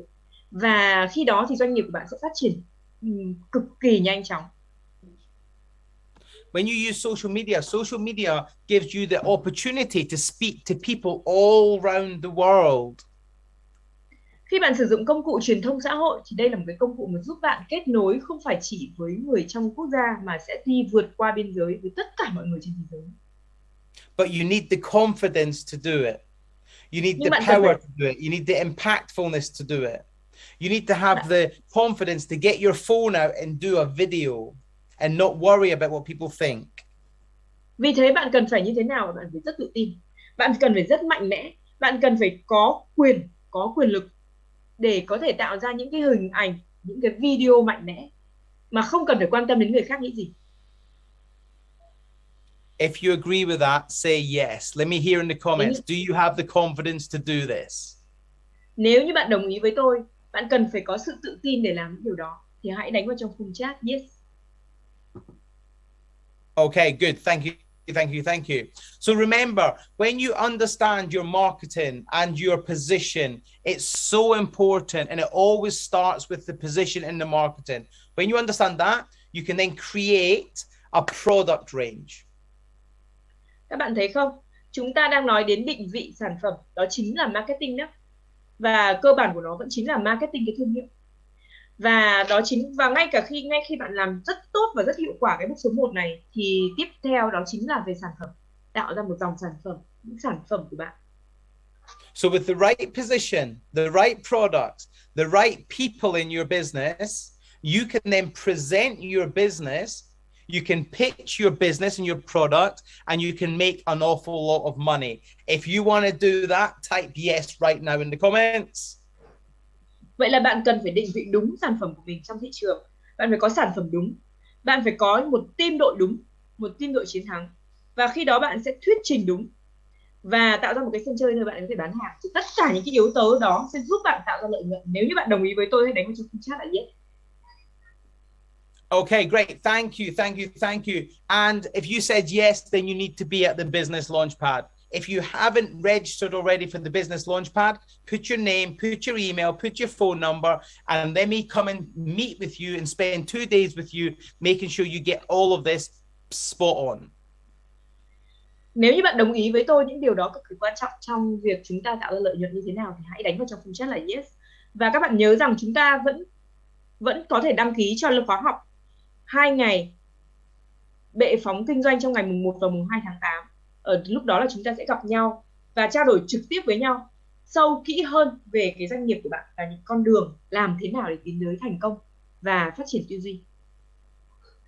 Okay, great. Good job, good job, good job. So I can't wait to meet some of you at the event. Honestly, it's going to be a life-changing event for many of you, and I can't wait to serve you and help you at the event. Before we finish up, has anybody, and I'm only going to take 2, has anybody got any questions for me that you would like me to help you with right now? So 2 questions from 2 different people. If you've got a question for me, how can I help your business? Wave your hands, go crazy, so the team know where you're at. Các bạn hãy đăng ký vào bằng cách là viết tên và số điện thoại như địa chỉ email của mình vào đây. Thì tôi đảm bảo với các bạn đây là một sự kiện mà gọi là thay đổi cuộc đời hoàn toàn. Và ở đó các bạn sẽ được tìm hiểu về tất cả những cái điều mà tôi đã nói về 5 trụ cột, cũng như là về thay đổi cái tư duy phát triển kinh doanh và phát triển cá nhân. Thì bây giờ chúng ta hãy đăng ký vào đây. Thì trước khi chúng ta kết thúc cái khóa học ngày hôm nay ấy, chương trình ngày hôm nay chúng ta sẽ dành thời gian ra cho 2 câu hỏi. Nếu bất kỳ một các bạn nào mà có câu hỏi cho tôi, hãy giơ cánh tay của mình, hãy làm sóng, giơ điện thoại, giơ trên màn hình của mình để đặt ra 2 câu hỏi. Chúng ta sẽ có 2 câu hỏi tức là mỗi một người, tức là từ 2 học viên, mỗi người sẽ có một câu hỏi khác. Cơ hội dành cho 2 học viên. Come on, raise your hand. If you want a question answered, raise your hand. Tôi có thể giúp đỡ gì cho doanh nghiệp của bạn? Hãy giơ cánh tay của mình lên và hỏi câu hỏi. Okay, I'm not seeing any hands come up. That's good. That means I answered all your questions. Tôi không nhìn thấy cánh tay nào, có nghĩa là tôi đã trả lời tất cả câu hỏi của các bạn rồi sao? Okay, I think there's one just there. Okay, my friend, I'm going to speak to you again. Có một cánh tay giơ lên, anh Lê Á Phong. Tôi sẽ nói chuyện với bạn một lần nữa nào. If you just unmute yourself.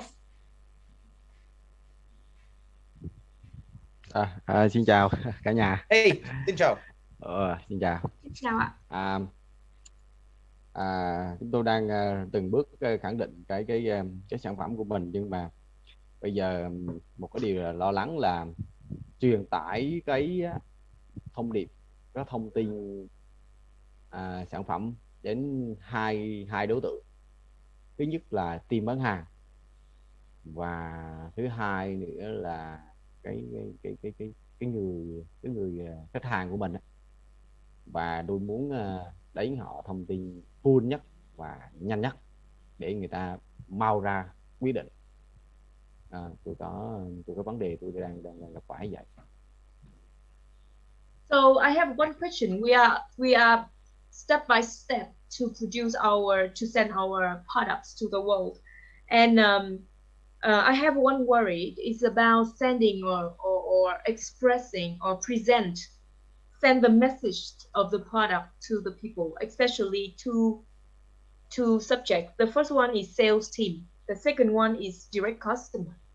So I want to know which way and how I can send this message in the coolest way, fastest way to these people, to these subjects. What do you want the message to say? What's the purpose of the message? Vậy thì cái nội dung thông tin mà anh muốn truyền đạt đến với đối với cả đội nhóm bán hàng và khách hàng là gì? Là đây là chúng tôi mang đến cho khách hàng một cái sản phẩm mà đồ uống an toàn. Nói như nôm na theo ngôn ngữ Việt Nam là không bổ rẻ có chỗ đậu xe. Thì cái cốt lõi là như vậy, và tôi muốn cái khách hàng của tôi người ta chuyển hướng qua dùng những sản phẩm an toàn và có lợi cho sức khỏe hơn là đang dùng những cái gì người ta đang dùng. Và tôi muốn truyền đạt cái thông tin đến cho người ta nhanh ra quyết định. I would like to send this message to the people so they can make quick decision. I am selling the safe products. They need to use safe products instead of the products that they are using right now. Okay, so do you have a list? Do you have a database? Anh có gọi là thông tin về sản phẩm. Đây là một nước uống trái cây. Nước uống rất gần gũi với chúng ta. Đây là một cái loại nước uống trái cây và chúng tôi sẽ làm cho nó an toàn khi đến tay người sử dụng. Và hiện nay chúng tôi đang thấy những cái bức tranh nó không có ok về cái sản phẩm này đang nát trên thị trường, và đó là một điều đáng buồn. So it's a fruit-based drink, and yes, the food-based drink. And right now we've seen that there are kind of similar products on the market, but they don't use genuine and high quality and safe products to produce drinks. So build your brand around that. Build your brand around the fact you use safe, natural product, not processed product, right? So the marketing has to be built around the brand. The brand should be around the natural products, the safe products. So it's not one message. It's a series. It's a lot of messages, and it means you're going to have to get very busy on social media. You're going to have to be telling. You need everybody in Vietnam to know that if they want a safe, non-processed drink, that you're the person to speak to. Vậy thì cái việc xây dựng thương hiệu của bạn nó phải tập trung xung quanh đến cái thông điệp này. Cái thông điệp rằng cái sản phẩm của bạn là sản phẩm tự nhiên, sản phẩm an toàn. Bạn sẽ trở thành một người rất là bận rộn ở trong cái truyền thông xã hội đấy. Bởi vì bạn sẽ cần phải đưa đến với mọi người, làm càng nhiều càng tốt để đưa đến cho mọi người biết đến nhiều hơn cái sản phẩm tự nhiên, sản phẩm an toàn. Để bất kỳ khi nào họ nhắc đến sản phẩm an toàn, sản phẩm tự nhiên, đồ uống tự nhiên thì là họ nghĩ đến cái thương hiệu của bạn. Chính xác. And remember, marketing is about consistency. So you're going to have to be consistent, regular. Like if you look at my social media, let me just share with you my social media again, okay? If you look at my social media, I've done 679 posts on social media. Tôi sẽ chia sẻ với các bạn một trong những cái kênh của tôi như tôi vừa nói với các bạn ấy, Instagram. Tôi có hàng trăm bài post, bài đăng khác nhau. And I've been doing that for like 2 years. So that's like at least one post a day. Now, if you look at my social media again now, we're doing 3 posts a day. 1, 2, 3. Các bạn có thể thấy rằng tôi đăng 3 bài một ngày. Và hiện tại bây giờ đã là 679 bài. So you're going to have to get busy on social media building your brand. See, my brand is about me. It's about how I've helped so many people change their life. So you need to get the brand of your drinks company out into the world. People need to know your natural drinks company that uses safe, non-processed ingredients. And only you can create that branding. I can't. You need to do it. Vậy thì bạn có thể thấy rằng trong những cái kênh truyền thông xã hội của tôi ấy, thì nó có một điều cực kỳ quan trọng là bạn luôn luôn phải nhớ là trong cái quy trình mà xây dựng thương hiệu thì chúng ta phải có tính nhất quán. Tất cả mọi thứ mà chúng ta nói trên cái truyền thông xã hội nó đều phải về bản thân bạn, về thương hiệu của bạn, về cái sản phẩm của bạn, không sử dụng các cái nguyên liệu chế biến như thế nào, không sử dụng những cái nguyên liệu mà không an toàn là như thế nào. Các bạn phải luôn tập trung vào cái điều đó, và hãy tự làm cho bản thân mình cực kỳ bận rộn, luôn kết nối với truyền thông và luôn xây dựng cái thương hiệu này. But I can certainly help you when you come to Business Launchpad. So give him a hand, everyone, give him a hand. Amazing. Và chắc chắn là tôi sẽ giúp bạn khi bạn đến với chương trình bệ phóng kinh doanh. Tôi sẽ ra gặp Phúc nha. All right, thank you. I will be there. I will fly over there. Không đi Hà Nội. All right, very good, very good, very good. So I don't think, was there anybody else who wanted to ask any questions? I don't think I saw anybody else. I don't think so. Okay, so on that note, we're going to have to leave it there for this event. I want to thank you all for attending, and I want to thank you all for being here. Vậy là chúng ta không có cánh tay nào khác nữa. Vậy thì tôi xin cảm ơn tất cả các bạn đã dành thời gian của mình để tham gia cái chương trình ngày hôm nay nhé.